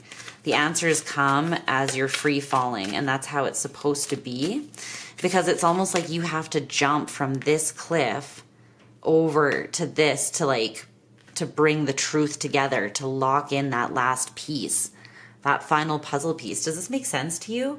There's something, and through taking that bold leap of faith and defeating whatever fear this is, you're going to see something from a higher perspective. And this is very important for some reason, because there's something huge waiting for you that you could miss out on. Something that is powerful. Wow. You're grounding. Wake up call. It's interesting, the lightning storm that's going on outside. There's something generational, like a gift, something that, or something that's been in the works for lifetimes here, Scorpio, and you are meant to bring it into fruition. You're meant to ground some sort of ancestral power here. It's like you are the one to bring it back, to call back this power, to ground it, to reinstill it, to return it. Some sort of power to your ancestors. It's not confusing. It's not submerged. It's very close. It's not confusing. It just requires you to understand, I think, that there's a piece that you're not going to get until you take this leap of faith, until you just liberate yourself from this fear. Whatever this is, it will require that of you. It requires some sort of bravery, because it's like you're breaking some sort of bond, but there's quite a big payoff in whatever this is. It's almost like this leap of faith sends out this thing to the universe. It grounds power, and it shifts this old identity. It allows you to drop or cleanse whatever was still limiting you in the way you were seeing yourself. And you become your most empowered version. It's like you ground some sort of power or energy that you've been calling back to you. I don't know how aware of this you are, this process. I think some of you will be more aware and some of you less, but it's going to be different for probably everybody. Some people are aware that this is a part of their path. They're like, I'm here to do this, you know? But regardless, there's still this part of it that you're not seeing because it's coming up as your blind spot. So I hope that this message is helpful to you in completing this, because this looks very powerful. Like, yeah. This looks amazing. And with power and grounding, with magician too, I feel like once you connect these final dots here, right? You see the final picture, you see it from this transcendent space with the hanged man there. It's the big picture. And once you see that, it's like you understand your full power as a magician, as the architect of your own destiny. And I think that you're going to be, there's something about you having very strong manifestation power once you come into alignment with this truth.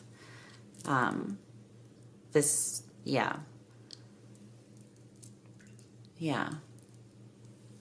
Very interesting. So I hope that that message makes sense and is helpful to you, Scorpio. Don't forget to check your other placements. I'm sending you so much love, and I will talk to you again soon. Bye.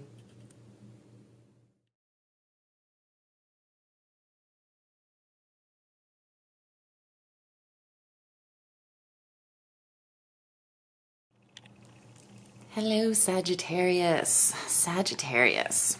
How are you doing, doll? I hope you're doing amazing. And we are going to take a look and see if I can illuminate or shed a little bit of light here on whatever this blind spot is that Spirit is saying maybe having some sort of effect on you that it would benefit you to work through. So let's see what's going on for you. All right. Hello. Okay. Let's see. What does Sagittarius need to know here? Spirit.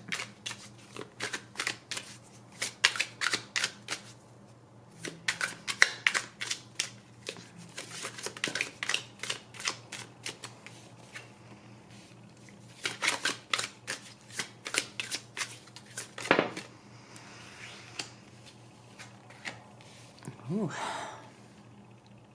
Spicy.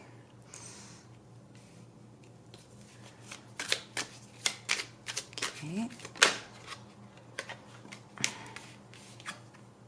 There you are.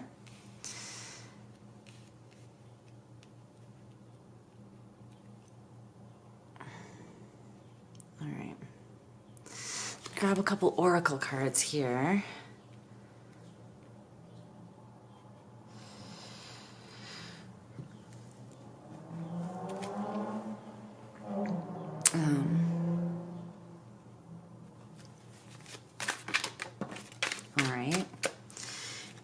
Are just coming out. That's too many. Let's just get one at a time. One at a time.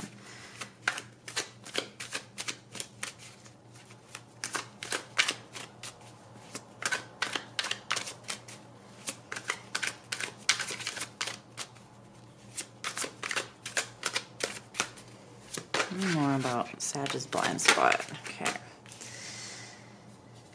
Yeah, I would say that just about sums it up there. Okay.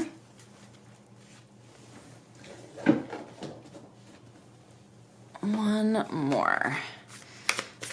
Some advice for Sagittarius, please.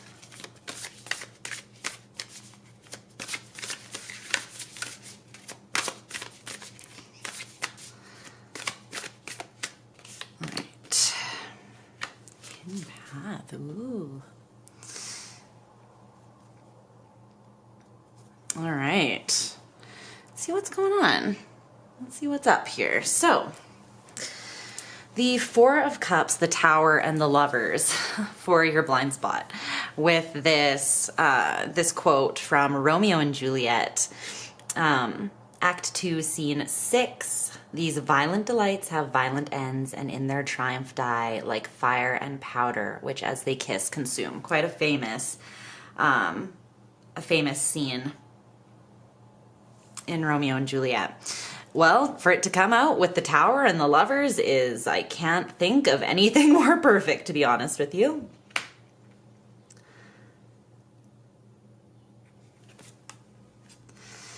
Okay. The Devil, the Ace of Wands, and the Four of Pentacles at the bottom of the deck. There is something, Sagittarius.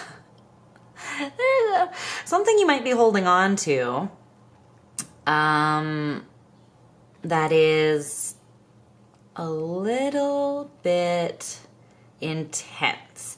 Now, I don't want to say for all of you that it's toxic, although for some of you it absolutely 100% is, but I feel like this will be different for some of you. For some, it's just a very intense attraction, a very, very, very powerful, like bordering on obsessive, how much passion and desire you have for this person, and you're trying to keep it under wraps.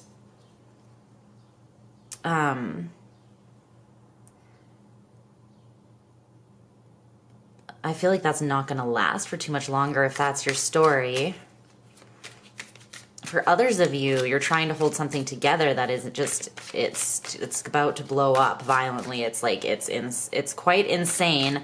But that would be if there's something like pretty toxic about it and you're trying to hold it together. That also won't be lasting for long. Nor should it though, because you're hurting yourself if you're trying to hold something toxic together. So that will be for your own best good if that does fall apart. Well, I mean, everything kind of is. That happens, so. All right. Let's clarify a little bit. Tell me more about this Four of Cups, please, for Sag.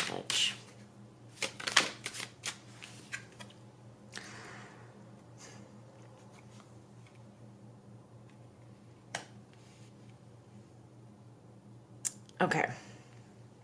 There's something, essentially, this is an energy of something building. It's building to a climactic point where something that was maybe a violent delight is coming to some sort of violent end, or some moment where it potentially, the truth consumes you to the point that you are not able to keep yourself confused or look past what is truly fair or just in a situation anymore.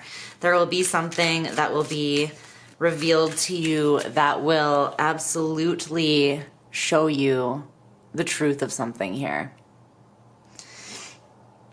And you will not be able to run or hide from it, is what I'm getting. This is quite intense energy. So I feel like this might be something that you've been in a bit of a state of hardcore avoidance of, maybe, just the way it's coming through. And if this isn't your reading, again, just check your other placements. It's no big deal. Not every reading will resonate with every person, so take what resonates for you and absolutely do not ever try to make something fit or get offended by something that doesn't fit, because that just means it's not yours. It's not personal. But there's something here that has been kind of a small disappointment, or maybe a slight inconsistency, or something that you've just been kind of like, well, I'm not really stoked about that, but it's not major, you know? It's something that you've been disappointed about, but you've been downplaying it, or it has become a norm, so you've become somewhat ambivalent about it. Like you're used to a certain bad behavior, and so it's kind of just you're on this plateau of like accepting it even though it's not okay, is what this is coming through as. However, this Knight of Swords is coming out and looking directly at the Tower. So this is something that's going to be very much brought to your awareness and your attention. Tell me about the Tower and the Lovers. Tell me about these violent delights and violent ends here.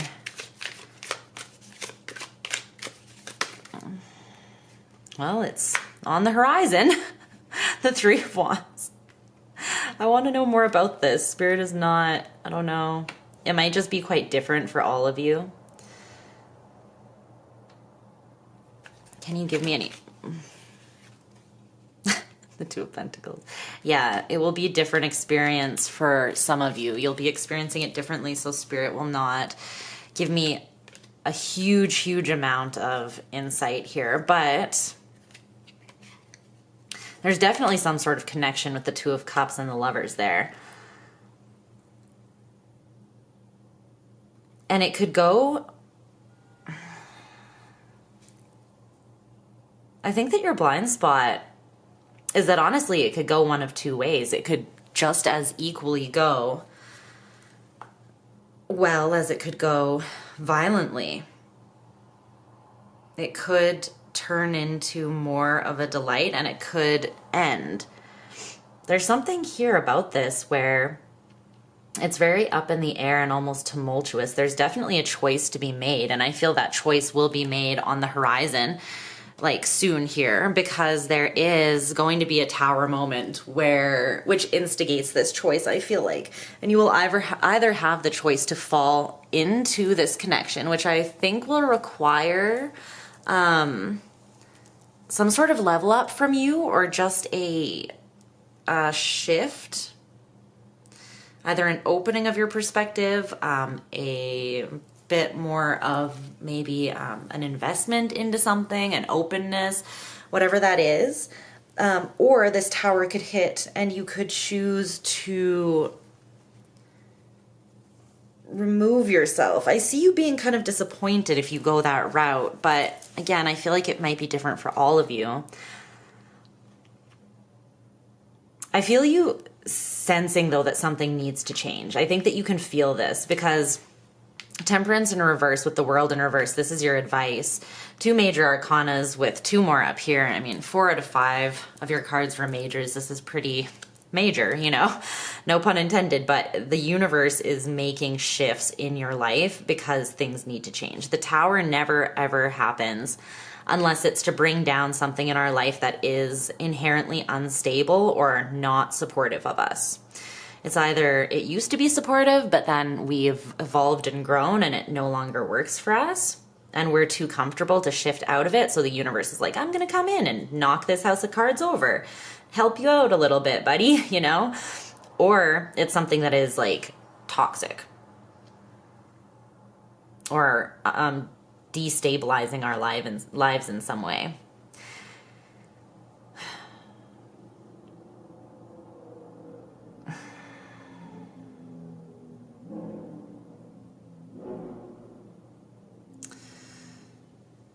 I'm seeing something about the number 8 here. I'm not sure what that is. Number 8 might be relevant for you guys. It could just be like an infinity loop or something as well that is symbolic to you, or maybe this is symbolic of a bigger cycle, maybe even a past life cycle. Because I'm almost thinking of 2 lifetimes being like tied together by the infinity loop here, or 2 people.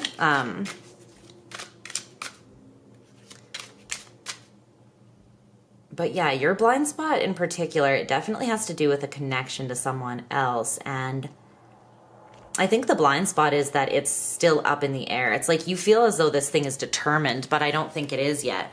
You will have a choice to either fight and go with what you feel intuitively, which I feel like will require you to work through some pain or misconceptions or confusion in this connection, which can be done. It will remove the pain of the past of whatever you've gone through with this person.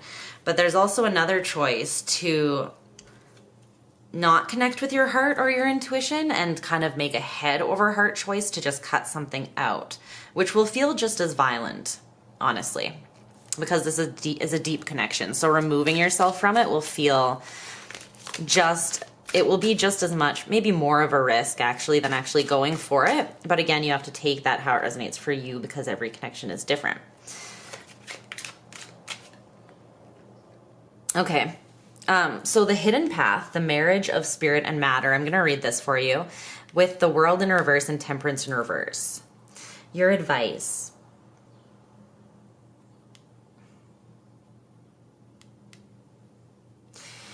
There's something that's trying to come together that will merge your physical and your spiritual life. And I think that it is this connection, to be honest. But you're in a bit of a state of upheaval. it's what I'm getting here is that you're involved in quite an intense connection where you're tied to someone here or something. If this isn't another person, then it could just be you're very involved in a certain project or a personal goal of yours, something that you're really partnered to or in union with at this time. So again, take it how it resonates. But there's an imbalance, and it's because things are falling into place, things are colliding so that they can integrate. And it's mostly, I feel like you're grounding something from your spirit, like your spirit life or something from the 5D is grounding into the 3D, and it's becoming actual matter. So it's manifesting, in other words. And I feel that the connection here that you have to this person or this thing is helping that. But the cycle is not finished yet. The cycle is not closed because there is still a decision to be made.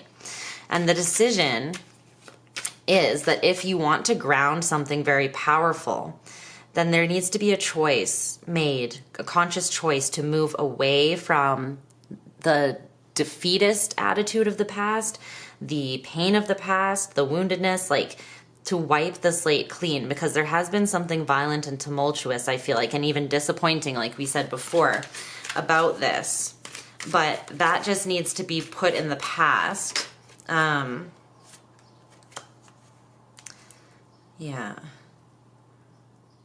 There is some sort of fear and anxiety about opening up, specifically like this tender, childlike, dreamy, romantic part of you, this imaginative part of you. This is a cycle that's not closed out yet, and I feel like this attitude right now is kind of what is fueling the choice that you're about to make. So just be careful with that, because anytime we make a choice out of fear, it's generally just not the right choice, because fear is bullshit. Fear is a lie. I mean, fear is just a perception. It's a lens through which we look at the world, and we could choose to look at the world a different way any moment, right? And fear just makes us live a smaller life, to be honest with you. And it's for no reason whatsoever. It's just a perspective. So there's something here that's asking you to be bigger. It's asking you to expand, but your mind might be a little bit, it might have you in a bit of a chokehold here. Your fear might have you in a bit of a chokehold. And I know that this must be something big then, Sag, because you're not scared of much. You guys are mostly pretty fearless. But there is a choice that you have to jump into it feeling optimistic. It's almost like you should approach whatever this is with the mindset that you already won. You already have it. It's already yours. You know, put yourself in that headspace. Like, let's say you absolutely had to go into something challenging and there's no way that you can get out of it. It's like you have to do this thing. And you're feeling a little bit unconfident or a lack of confidence, or, you know, what would be the most optimistic way or the best possible way to prepare yourself or to put yourself in this situation that you can't get out of anyways, right? Well, it would be to convince yourself, like to put yourself in that almost like delusional state where you're like, no, this thing is already mine. I already won. And now I'm going to just go out and make it happen in the physical. But like, this story's already written. Boom. I'm that bitch, right? Or I'm that boss. And so I feel like if this is something you want and you feel like you're ready to jump, or as ready as you're ever going to be, right? To be pushed into this expansion, there's a large part of your spirit that is nudging you in that direction, because along with this, you'll be closing out some sort of karmic cycle that wasn't allowing you to manifest as much as you want in the physical world. For some reason, there's something about that. It's almost like I'm noticing the Ankh here in the middle of these two trees. There's a new life that's available through the union of two things. It could be, again, another person or a situation. What's Temperance in reverse? The 8 of Pentacles in reverse. There's something that you have not been working on, and it's this, bringing yourself out of pain. So you might have been just in this energy of pain or woundedness, kind of focusing on it or sitting in it, some sort of emotional rut or ambivalence. And if you're going to take this leap, I feel like the time is pretty much now, Spirit is saying, because this tower is coming in hot, and you'll have this choice that you will need to make.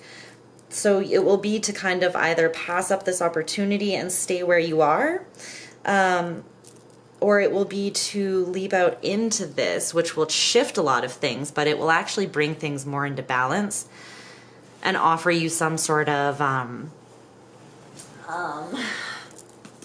integration. It's an integration of power. It's an integration of like alchemy. So let's see. This is number 34. Let me read this to you from the book to close. Hidden path. And this is, yeah, that's what your blind spot is that this is part of your path, but there is this very like almost jarring thing that's going to happen that will make this decision, it will put this decision at the forefront of your path, that you'll have to make it. So it says, you've traveled far in search of greater meaning and fulfillment, having made much progress and learning valuable lessons. You want to continue your journey, but the road seems to have come to an end. Where do you go from here? The symbolic imagery on this card is set within a magical forest. It seems inviting, yet the way forward is not clear. No physical path exists, however, there is a way forward. Between the trees, there is a symbol, there's the Ankh, right, for eternal life, and to the right, a symbol for healing and protection. The card is inviting you to move forward spiritually and offers you healing and protection along the way. Spirit and matter must now merge if true progress is to be made. Your rational mind must align with your heart. When heart and mind are both focused on the same goal, great things are possible. This is true spiritual alchemy. All you work towards can now be achieved. So it's like what I was saying, the integration of alchemy. That's exactly what it is. And it has to be, your heart and your mind must be aligned and focused on the same goal for you to achieve whatever this is. So Spirit is highlighting this particular blind spot for you, Sag, because there is going to be an opportunity very soon where you have to make this decision. And they want you to be aligned, or to at least know what is going to need to be in place for you to have success in this, okay? So that's what I'm seeing for you, my loves. I hope it resonated for you. Check your other placements, and I will talk to you again very soon. Bye.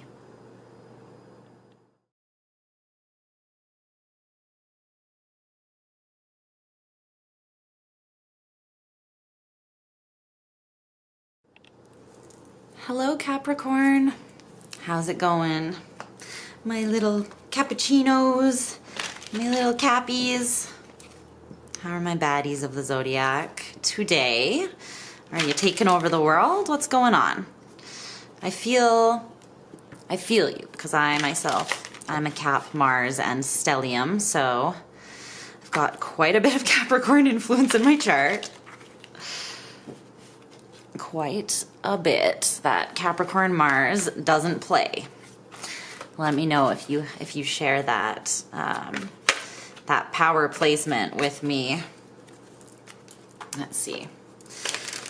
What does Capricorn need to know about the blind spot that they are not seeing about themselves, specifically that may be holding them back? Spirit, what do they need to know? One more time.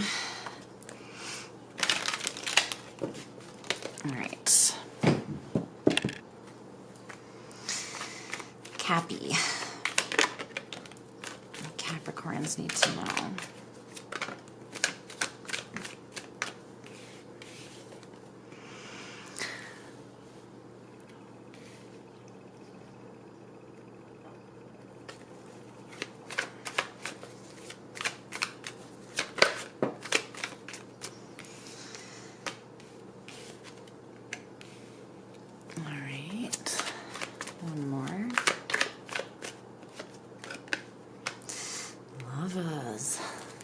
Lovers.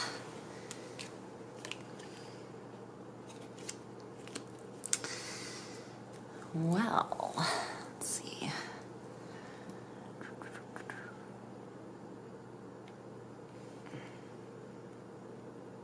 I'm hearing that 1975 song. I think it's just called Love Me. So love me if that's what you want to do. Isn't that what he says? I think so. I haven't listened to that album in a while. It's a goodie, though. It's a gooder. Okay. Let's get you some oracle cards here.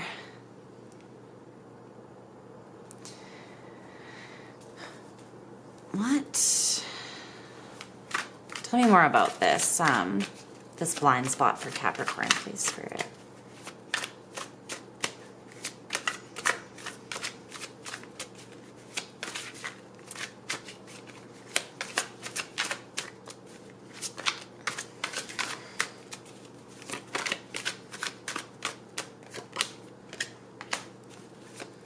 One more.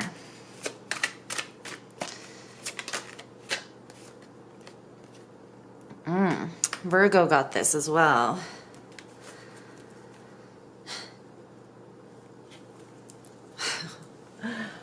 Okay, yeah. One more.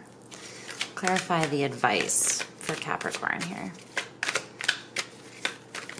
Advice for Capricorn.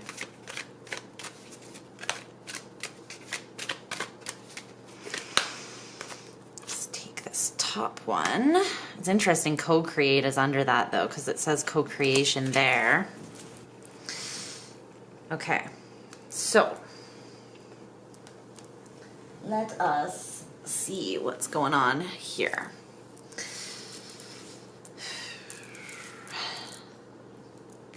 Let's move this over here.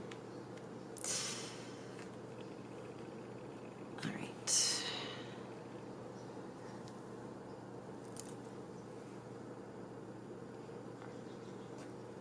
So the Wheel of Fortune in reverse, the Four of Cups in reverse, the Ten of Swords. This is your blind spot that Spirit wants to talk about.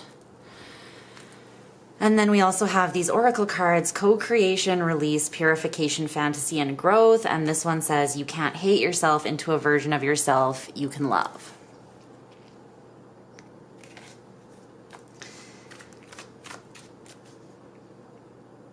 All right.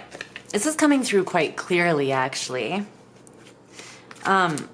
You're limiting quite massively, actually, your manifestations here and the things that you're trying to bring into being.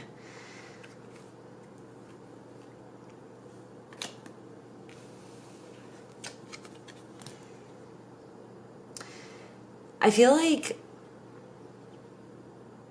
you... Okay, give me a second to tap into this, because they're telling me that there's, right, manifestation is a co-creative process between ourselves and the universe, right?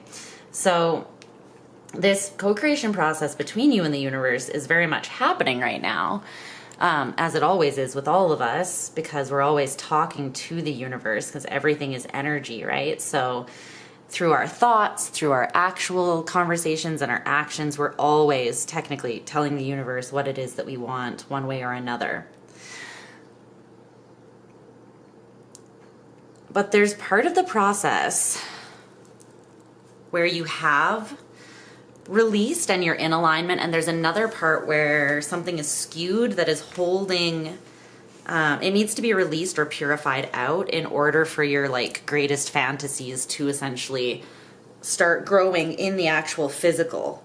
So I feel like you are probably someone, Capricorn, who has actually already accomplished quite a bit. You've probably grown, built quite a bit in this life, like, you know, your typical Capricorn. Usually you guys are quite developed, quite, I don't know, responsible, accountable, hard workers. You have big goals. You have the will and the strength and the intelligence, all of that to get to where you want to be. So generally those things are not difficult for you. But what this is showing me would be like the next level. This would be like, and now you're a billionaire, or and now you're the CEO of that company. You know, it's not just you got a raise. It's not just you're doing okay. It's like we are winning. We're winning. We're winning big. But there's something with the Wheel of Fortune in reverse that is not aligned right now with this co-creation process. And they're saying it's because it does need to be released or purified out. Now, there's a part of you that is already disarmed to this process, which is great, which means you've already somewhat relinquished control, which can be a little bit of it can be part of the hardest part for humans, honestly, of the co-creation or manifestation process, just letting go and letting the universe do its part as well. But I do feel like you've somewhat done that. The Four of Cups in reverse. A release of disappointment. I feel like you've already done that. You've taken down your defenses where there's a disappointment or maybe a string of past disappointments that you've been afraid to look at. But you recently, I feel like through maybe working on anxiety, like releasing anxiety, relieving anxiety, and also a lot of self-care and self-love, I feel like you've seen the truth about that. You've gained more clarity about past disappointments, and you've come out of some sort of phase that you may have felt was a little bit more of an emotional rut or an emotional like plateau, where you just kind of weren't feeling anything too strongly, just more so like in that meh, like ambivalent sort of vibe. I feel like you've come out of this, which is wonderful. You're feeling more joy now about your circumstances, but there's something here with this Ten of Swords, and you can't hate yourself into a version of yourself you can love that is still like, this is what needs to be released and purified out. So tell me more about that, please. Tell me more about, what's this Ten of Swords?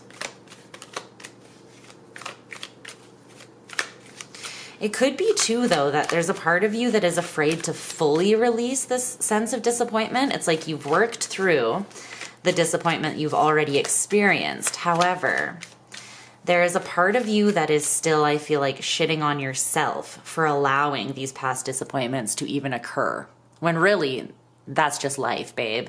You know, you're not perfect. You're not going to be able to stop things from happening to you in your life because you are still just a human. I mean, you are a goat. You are one of the greatest of all times, babes, but you're still only human at the end of the day. And there is both relief and this kind of panic that comes from that realization that there are forces bigger than us, right? There will always be something that will be out of our control to some degree. How we respond to things that happen to us is always in our control, but the actual things taking place around us will not always be. So I feel like you're being hard on yourself, or not allowing yourself to extend love to certain places that have been hurt, because essentially you're blaming yourself. I think it's almost like you are victim blaming yourself. You would never play the victim, but you are almost slightly gaslighting your own experience, or just like how difficult of a time you've actually had with certain things. You're like, it's almost this sense that you feel weak if you admit how much of a struggle something has been for you. But that's just part of processing through it and letting it go and becoming stronger, you know?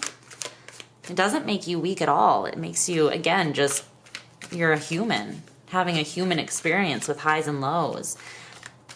More about this Ten of Swords, though. I want to know this. That's what I'm getting from that, though. The Seven of Cups in reverse. Some sort of emotional house of cards is coming down, and you are seeing things clearly, or this is what needs to happen. I think it has something to do, Cap, with the fact that ultimately this joy that you've cultivated, it has nothing to do with your external circumstances anyways. Anything that happens to you in the external, because anything can happen, right? It's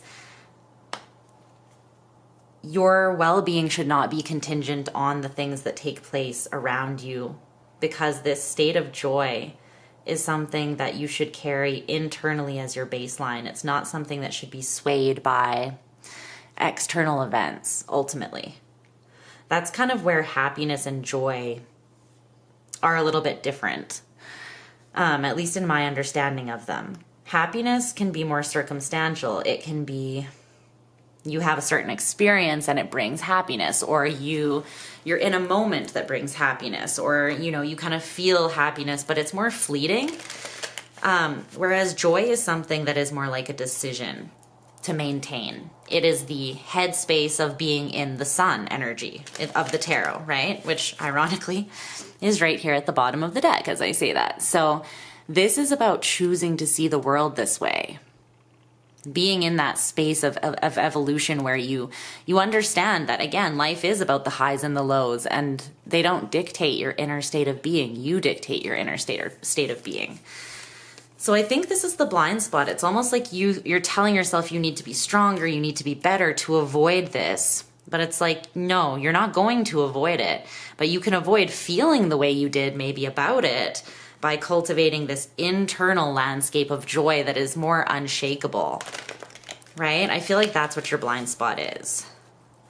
It's like it's an emotional strengthening internally that wants to take place so that your emotional state isn't blown so easily by external circumstances. It's not like swayed by the wind of what is going on around you.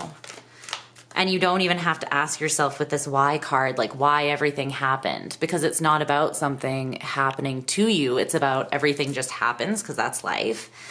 And yeah,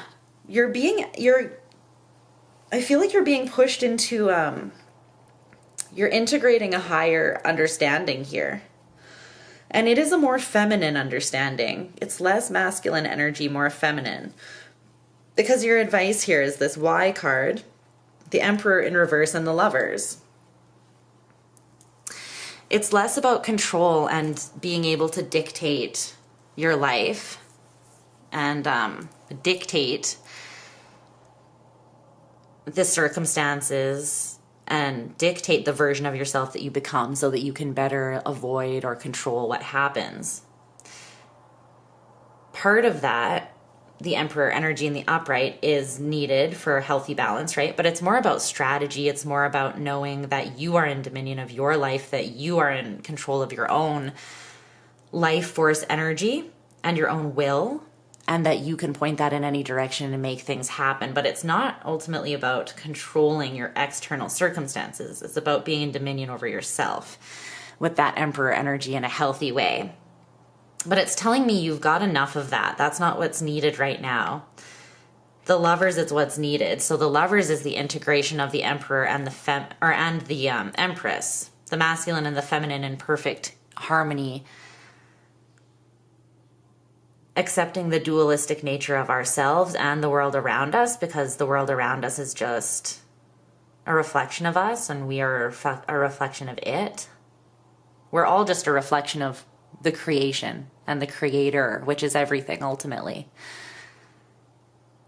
So that's what's being asked to be integrated. And it's kind of going to bring this tenderness, this softness, this empathy, forgiveness, understanding, which is how you truly grow into a stronger version of yourself, right? By offering that to yourself. So let's see what this Y card says. It's number 31.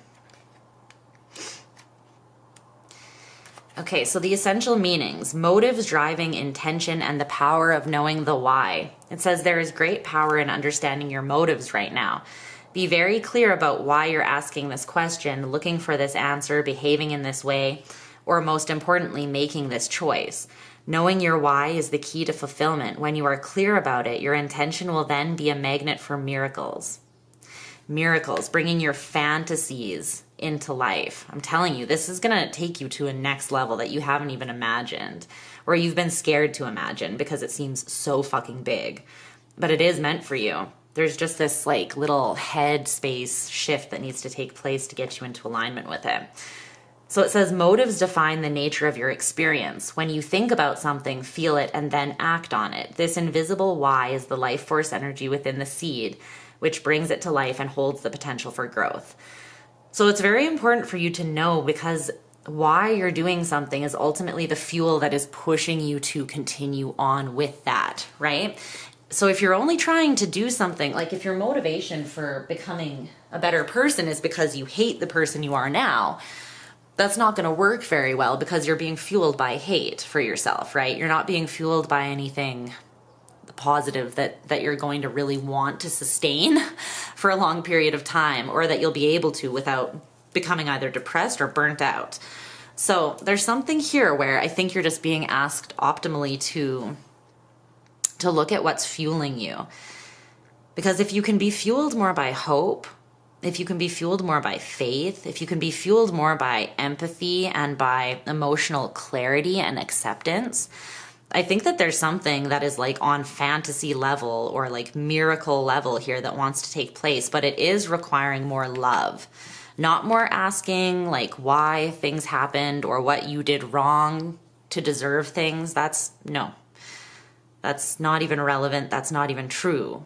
You didn't do anything, right? There's just a switch in perspective that needs to take place here, I feel like, so that you can drop that, because ultimately I feel like it's shame and guilt maybe that you are feeling or that you're projecting onto yourself for perceiving yourself as not good enough in some way. And you are,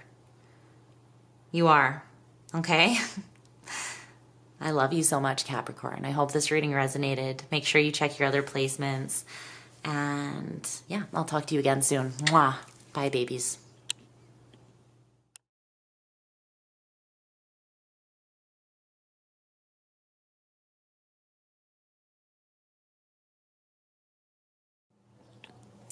Hello, Aqua, my Aqua babies. How are you doing?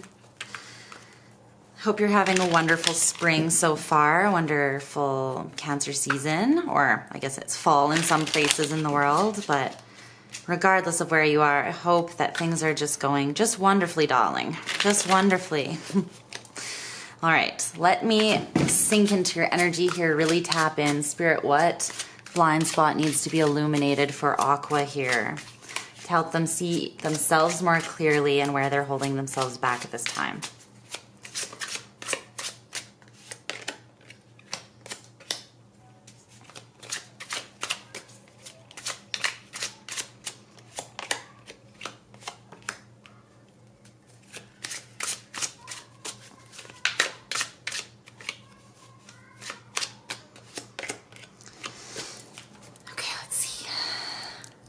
Seven of Swords. It is a blind spot, indeed. Seven of Pentacles in reverse. About something not growing. Something is not growing the way you want it to. And it is due to this blind spot that you have going on here, I feel. Okay. Let's get you a few oracle cards here. Tell me more about this blind spot, please, for Aquarius.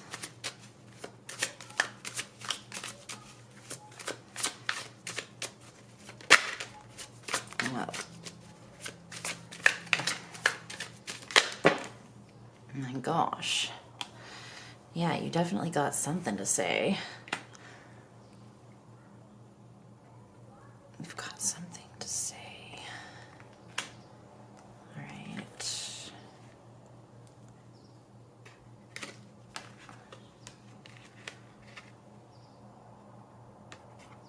Also, this card came out, which I feel like is for you as well.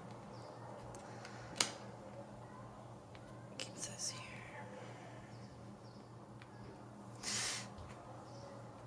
Okay, let's get one more for your advice. One more. Clarify Aqua's advice, please. Let's get one. Something about your expression here definitely coming out. Makes sense. I mean, you are an air sign. You are the most evolved air sign. Innocence. Aww. Okay, childhood. Something about your childhood here. So, let's see. What's going on here, Aqua? All right, my loves. So you've got the Three of Cups in reverse, the Ace of Swords, and the Eight of Wands in reverse for this, what your blind spot is, what you don't see. And then you've also got these three oracle cards, which I think I'll speak on as I work through these other cards as well. So the first oracle card here with this Three of Cups in reverse there's something that's fallen apart. I feel like it's a relationship or partnership, a union of some sort. It could be you falling out with a whole group of people or leaving a community. It doesn't have to be one specific thing. It could be definitely a friendship with the Three of Cups as well. But there's something that has dissolved, some sort of connection or commitment, relational commitment, I feel like, or something that used to mesh with you just does not mesh with you anymore. In fact, I think that you're actually looking at it like, I've got some things to say about this, right? Because here she's saying, I don't really have much to say, but then in her mind, it's like everything in the whole wide fucking world to say. So this is someone who's like, I've actually got a shitload to tell you about how I really feel. And it's connected to this Ace of Swords, which is the, your sword of truth. So it's telling me you're packing some truth here. You're packing something that you would really like to get off your chest. But you're holding it in. And I feel like there's a specific person or group or community or something that you would like to talk either directly to or you would like to speak on. This could also be that for some of you, you're not connecting with a group or a community or a friend or a relationship that you are really trying to connect to. And it's because you're not speaking your truth. You're not speaking honestly. You're keeping it surface level when there really is quite a bit that needs to be spoken. Because the Eight of Wands in reverse as well is something that like, it's energy not moving, but specifically it's communication not happening. It's a block. And I feel like you could be actually being misunderstood or like so let's say you're a content creator. Let's use this as this example to make it make more sense in the physical. Say you're a content creator. Say you have a YouTube channel or an Instagram account where you share maybe astrology stuff or something. What you're sharing doesn't seem to be quite hitting or you don't feel like your audience is connecting with what you're saying, but I feel like it's because you're holding back. You're holding back some sort of truth and it's because you're kind of walking on eggshells. You don't want to be, it's like you don't want to be too much of an Aquarian revolutionary. You don't want to draw too much of the wrong attention maybe. You don't want to say something that someone will take God forbid, offensively on the internet. You could literally say anything, any statement that exists in life. And someone on the internet will find some way to have a problem with it, Aqua. So personally, I would try not to worry about that, although I completely understand. You'll never win with everybody. With all the trolls, the haters, the people who are ignorant, you're not gonna win, So I would try to put that away and not allow that to affect whether or not you speak your truth if you can. But there's something here where the truth and actually like speaking that or putting it out there, this space between the Ace of Swords and the Eight of Wands in reverse. And I feel like this is important because of that siren. It's like you are needing to, you see how this girl, she's walking across this rope. This rope is connecting your truth to your expression of truth. And there's something about you trying to find a way to get your point across while not ruffling any feathers or not getting pricked, right? She's trying not to fall on these cactuses that are underneath her.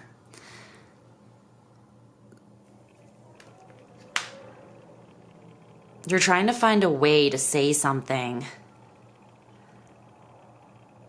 I feel like you kind of just need to say it. Like blunt, straight, in your way, right? Aquarius is you're fixed air. It's just, boom, this is the truth. It's the King of Swords. It's like taking something that someone would have to write an essay on and saying it totally coherently, just clear, direct, blunt truth in like one sentence. You know what I mean? You have the capacity to do that more than any sign in the zodiac. And so like once you really get that truth, get a hold of that truth. And with the Ace of Swords at the center of your reading, you've got it. Whatever you know. This truth does not need more refining, more clarifying, more considering. You know it.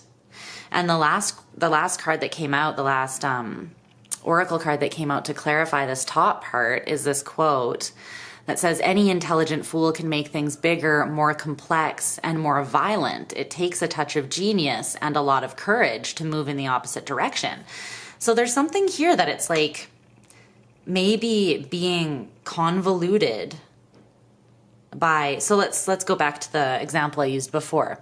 Let's say there's a topic in the astrology community that is, it's being made very like complicated, or it's being blown up. Like people are talking about it, but they're all like, they're making it complex, or they're bringing a lot of details in, or combining it with different theories. And there's something that you're looking at it like, well, I just know, like I see the truth of this very clearly, and this is what it is. You have that touch of genius that is allowing you to comprehend this in a simpler and a clear way. And you are meant to be the one to express whatever this is, Aquarius, because you see it in this light, because you have the potential to express it in a way that many people are not able to. But it is going to take courage. And I feel like you want to make sure that you're holding healthy boundaries so that you're not being an asshole and you're not hurting yourself or putting yourself in harm's way unnecessarily. There's also a point where I feel like you just have to be courageous and just say what you know, because this is the truth.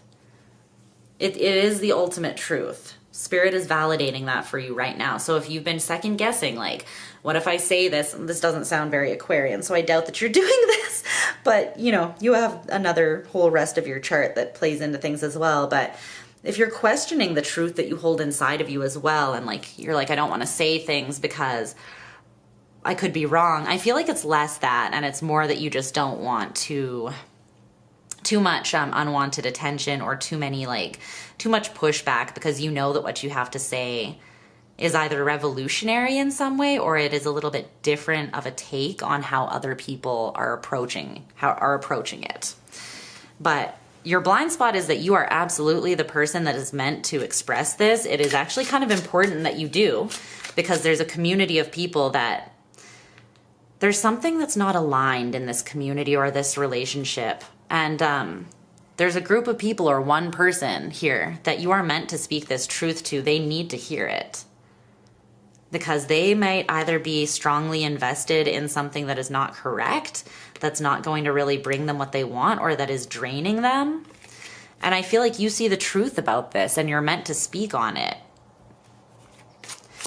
in some sort of way. So your advice is the 10 of Pentacles, the Tower in reverse, and then this childhood innocence energy. I feel like there's a way to express yourself that will avoid any Tower moment that you might be a little bit freaked out about potentially happening here. And it is, speak the truth, but speak it from this very, like, you know how kids say things and they just say it because they're not thinking, they're not considering, like, they're like, oh, they come up to you and they like bongo on your belly. They're like, boom, boom, boom, boom, boom, boom, like, oh, you got fatter. And then they just like run away and do a cartwheel. And you're like, I'm going to go home and cry myself to sleep now, because this child just so clearly and directly pointed out my roles, and then just walked off and didn't even think twice about it, you know? But it's like, that is the way that truth should be spoken. Optimally. Because it doesn't need all this like frilly, walking on eggshells, trying not to hurt your feelings, blah, blah, blah. The truth is just the truth. It's not personal. It's quite neutral. It just is what it fucking is. By definition, it just is true. It's indisputable, and anyone that would have a problem with it, it's a problem that they really have with themselves that they're dealing with. But you know this because, again, you're logical and smart. But I feel like there's still a way that you can speak this that will disarm a little bit, or it will make you feel,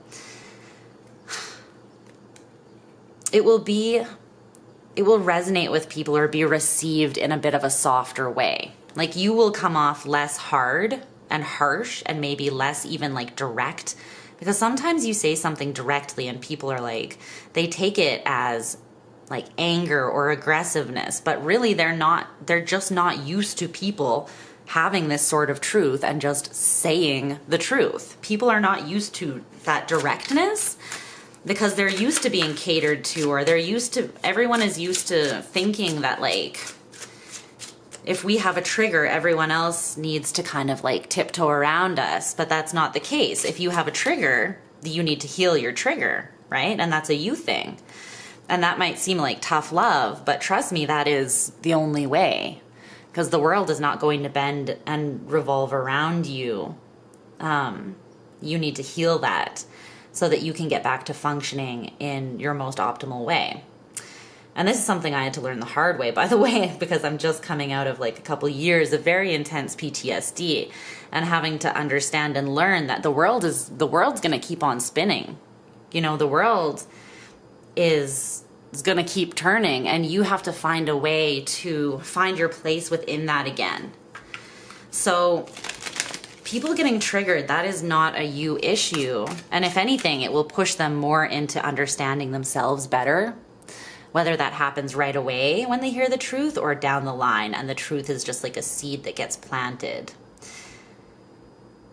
But there's a lot to gain here from speaking this truth, and there's a way to do it in a way that comes across as more just coming from a pure place of innocence and genuinely wanting to help, or just like unassumingly speaking the truth rather than coming in with your sword and like slicing people's heads off with it. You know, there's something there. So how can Aquarius do that? Tell me more about that. Give me more on that, please. Because Spirit is telling me you can avoid this, whatever you're kind of fearing up here.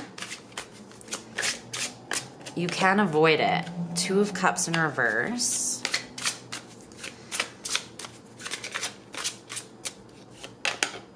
King of Cups. Well,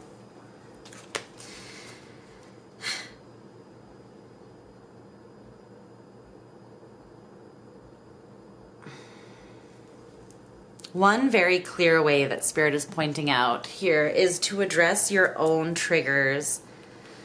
Because I think that the part of you that is worried about upsetting other people that fear is coming from you being triggered by something, by that happening before in some way.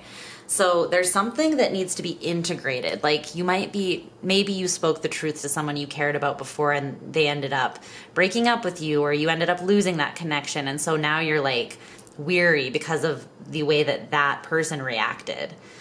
I feel like you can't help again how people will react to the truth. And Aquarius, you're always someone that's going to speak the truth one way or another, because it's who you are and it's what you value. And that's wonderful. We need you in the world doing that courageously. We need the truth in this world more than ever.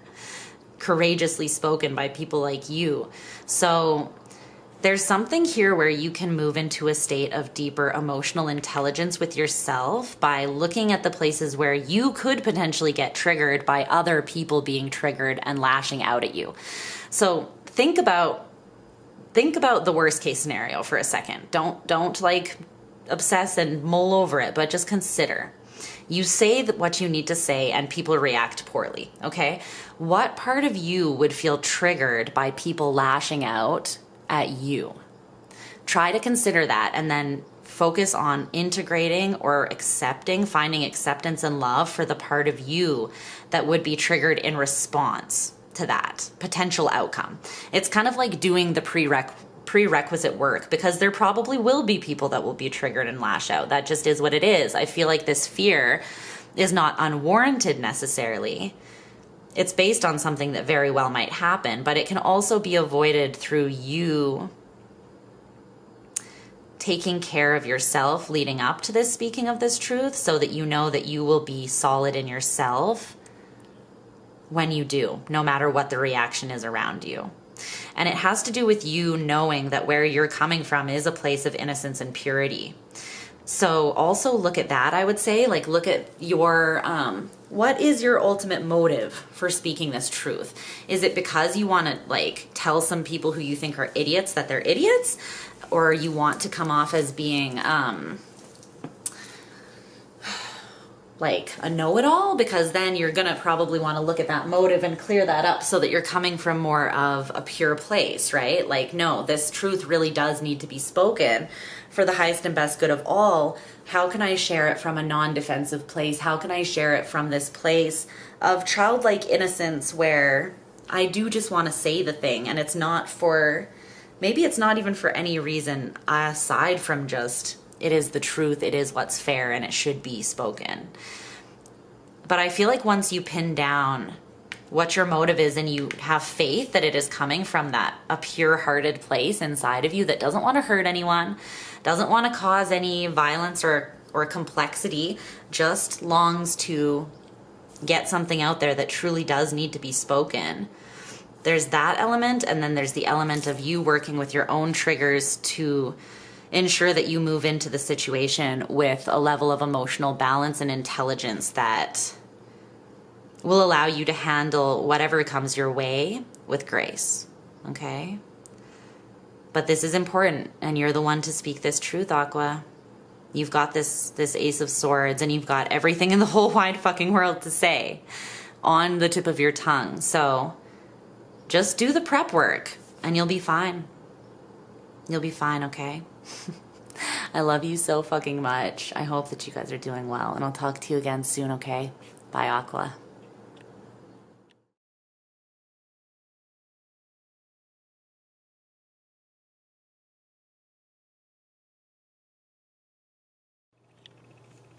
Hey, Pisces. Pisces. How are my angel fish? I hope you're well. And let's see.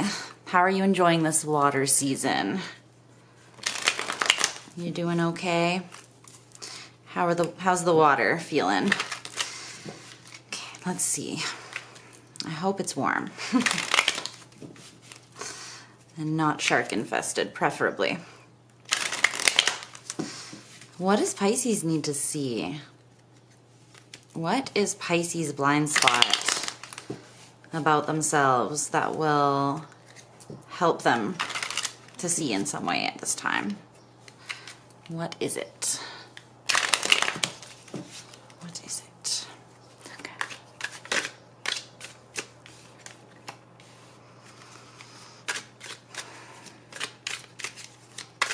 Get some more.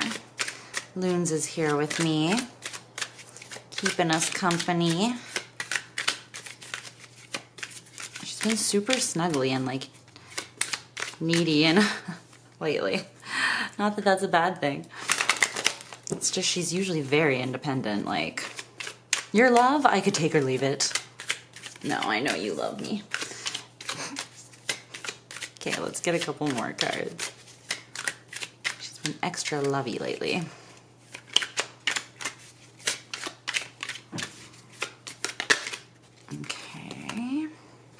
Okay, I feel like these are two more. One more.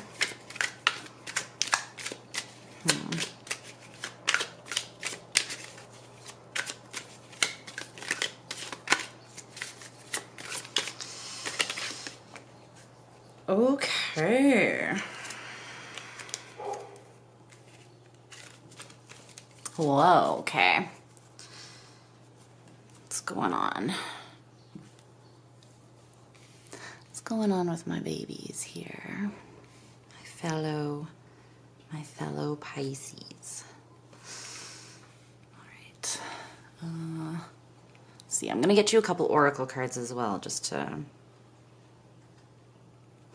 get into it more.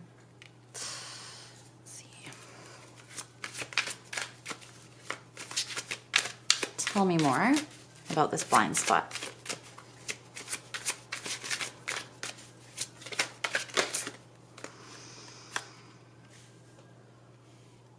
All right. One more.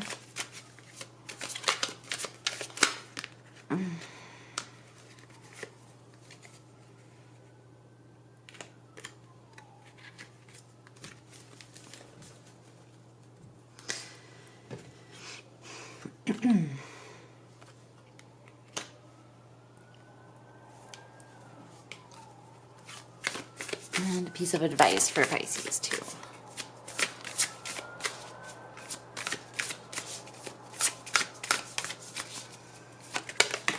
All right. Attachment. Someone else got this. I can't remember which sign it was. I know that's not helpful.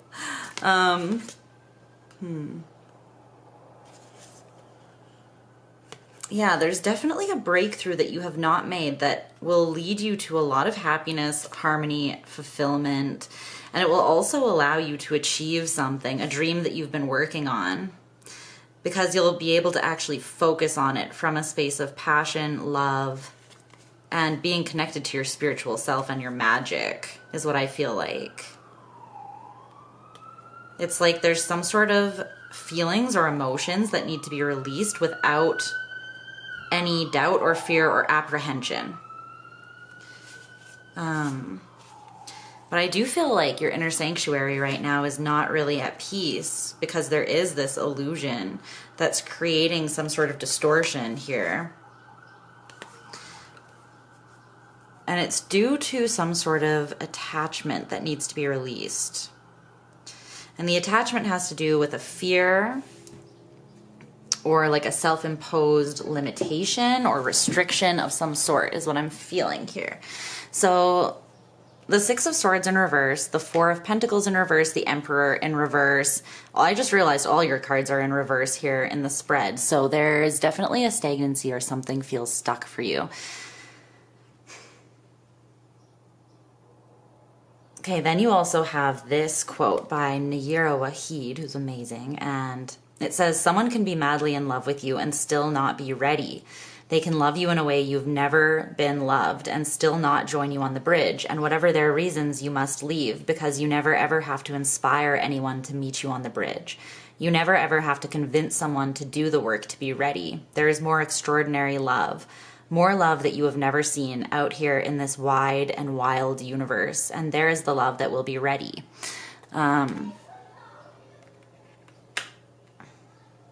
I feel like you're struggling to move away from something, to let it go. And it may be because you feel love or emotion from particularly someone, I feel. That it could be this person is not in your life, however you're struggling, or not in a way that you want them to be. Not in a way that you feel like actually aligns with what you feel from them. And with Pisces, it's not just, I think you feel this way. It's like, no, bitch, I'm swimming in the ocean of your energy and I'm aware of how you're feeling. I literally see through you like you're transparent. I probably know how you're feeling better than you know how you're feeling. You know what I mean? But despite that, you know, what this quote is basically saying is, you can't force someone, no matter how you know they feel deep down, you can't force them to be ready. You can't force them to commit. You can't force them to meet you halfway. You can't even force them to see you clearly.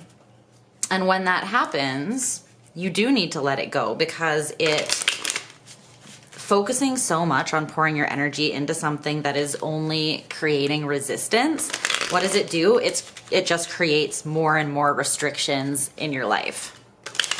Because you are focusing, like, you know this, but I know we always need some reminders. So you know how energy works and manifestation works. Where you point your attention is where your energy goes. And that energy that is being fed is what will grow. Now,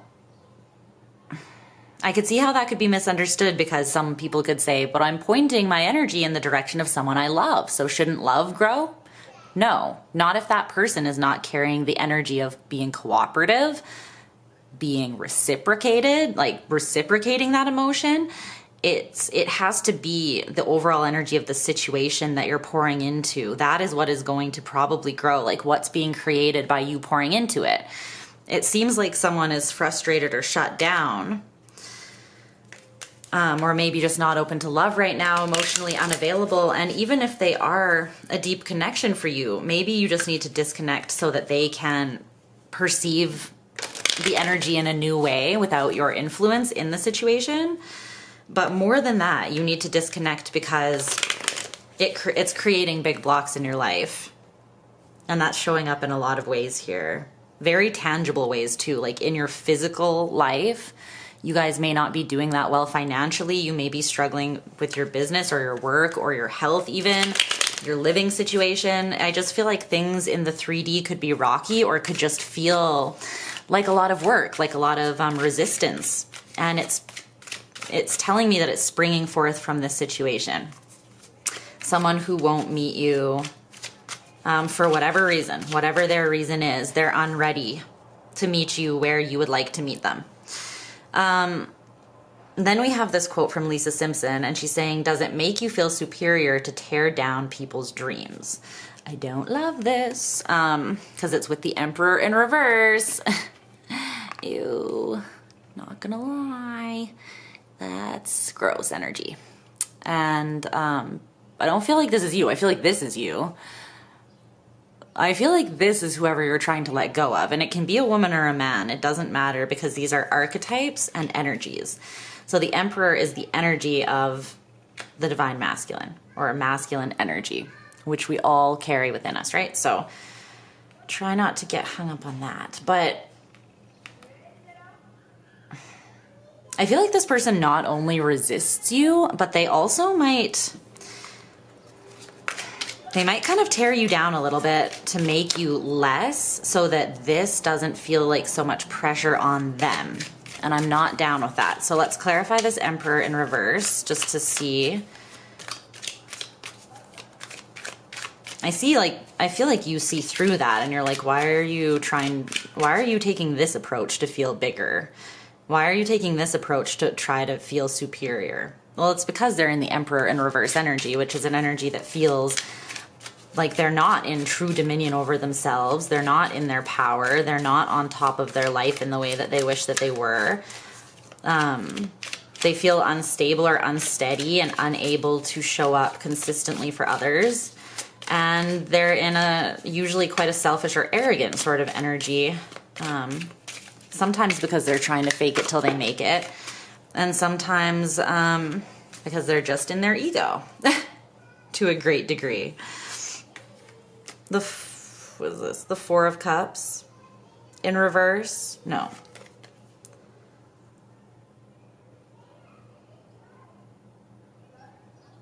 The Eight of Cups.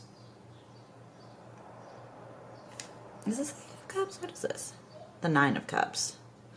The Nine of Cups in reverse, the Two of Cups, and the Three of Cups. Ugh.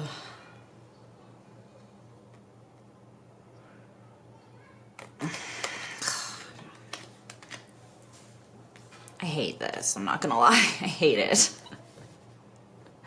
Absolutely freaking despise it. God. Yeah, that child. Yeah, I feel you, boo. I feel you. I feel like being like, I've got something to say about this nonsense. The thing is, I feel like this person is very not serious. I gotta be honest with you. This could be like a little boy who's just not anywhere near being a man energetically. I gotta be real. And while you might look at them like you look at everyone, Pisces, speaking as a Pisces to my Pisces, you look at everybody like they are made of gold and fairy dust, and they are full of source energy and beauty and love and light and truth and glory. And your eyes go gold and you just blink twice and you can see the magic in anything. Okay? And it's a beautiful gift until you misuse it on yourself. And the way you misuse it on yourself is by not being honest about where people are really at in reality, despite the beauty of their potential. Because again, you might know that this person has the capacity to love you the exact way you want to be loved, or that they could be so extraordinary, but you're like, oh, they just need a little convincing, you know? No. There is the love that will be extraordinary and ready. And ready. I'm channeling a song. You might want to listen to it. It's called Hard to Hold, and it's by Tegan and Sarah and Rack, R-A-C. And she says, truth be told, you're hard to hold. You gotta want it right now. You don't want me, baby, you don't deserve me. You got to to want it right now. Yeah, but she says, your truth be told, you're hard to hold. Like, and the Emperor in reverse is someone that is prickly. They're hard to hold. It's either their ego gets in the way, they just make everything difficult.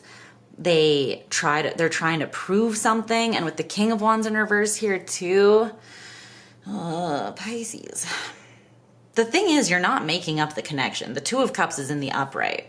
The only problem is that when someone is in this particular energy,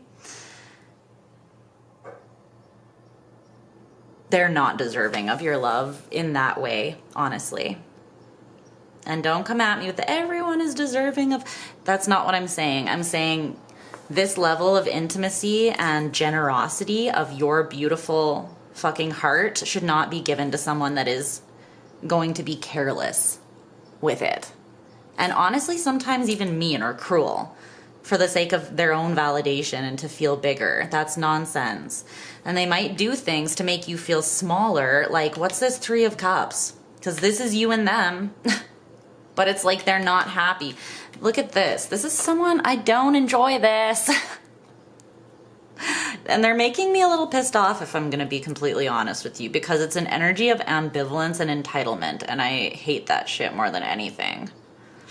Especially when you have something that is pure gold right in front of you, trying to give you its heart from like a true place.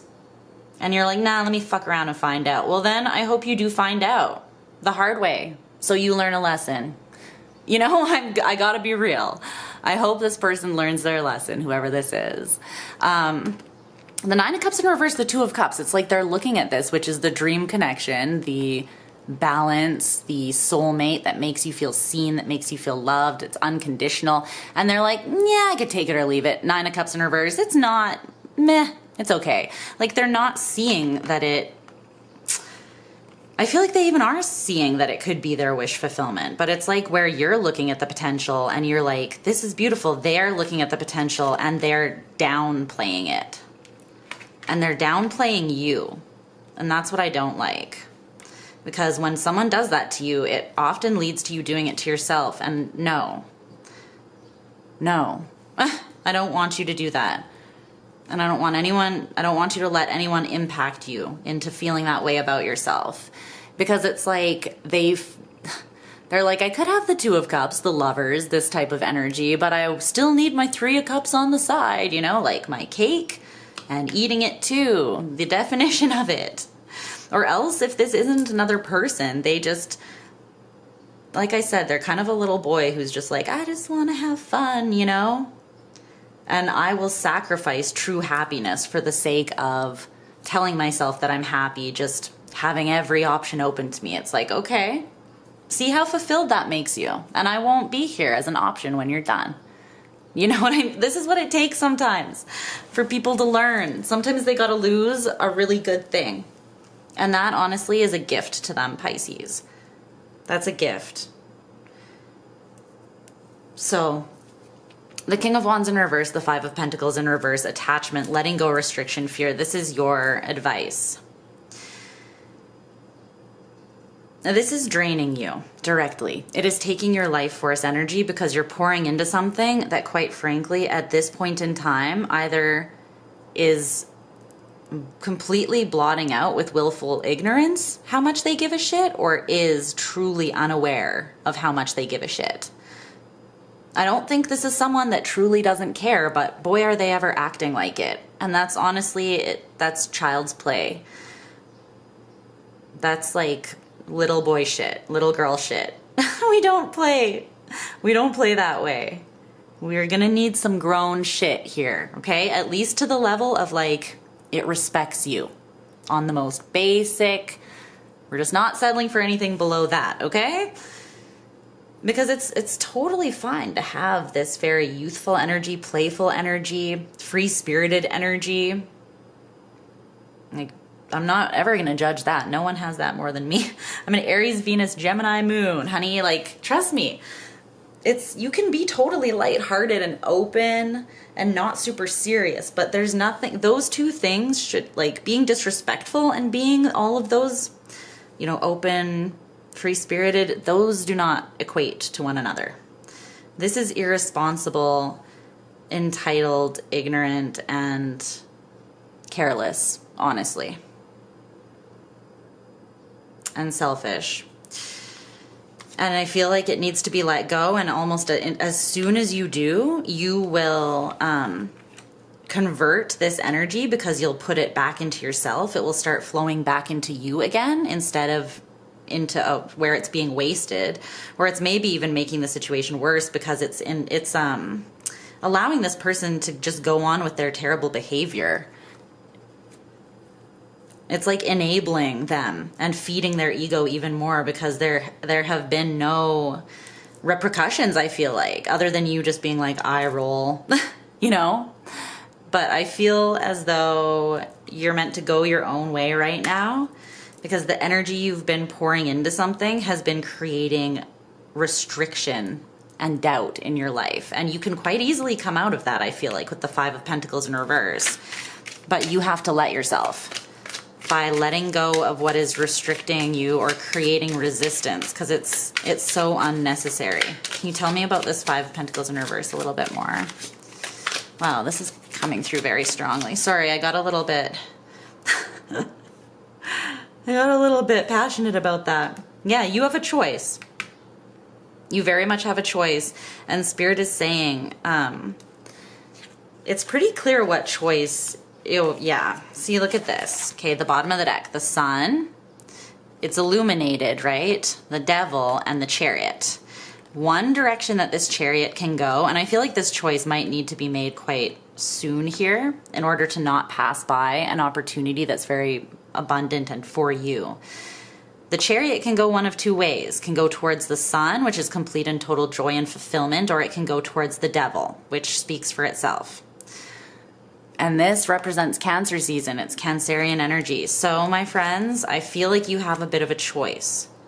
And if you're watching this at the time of release, this could be coming soon, which I feel like is why Spirit wants you to look alive and be aware of what's happening here.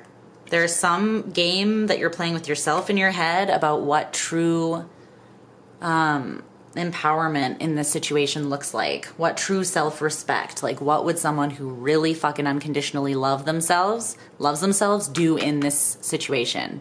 Please do that.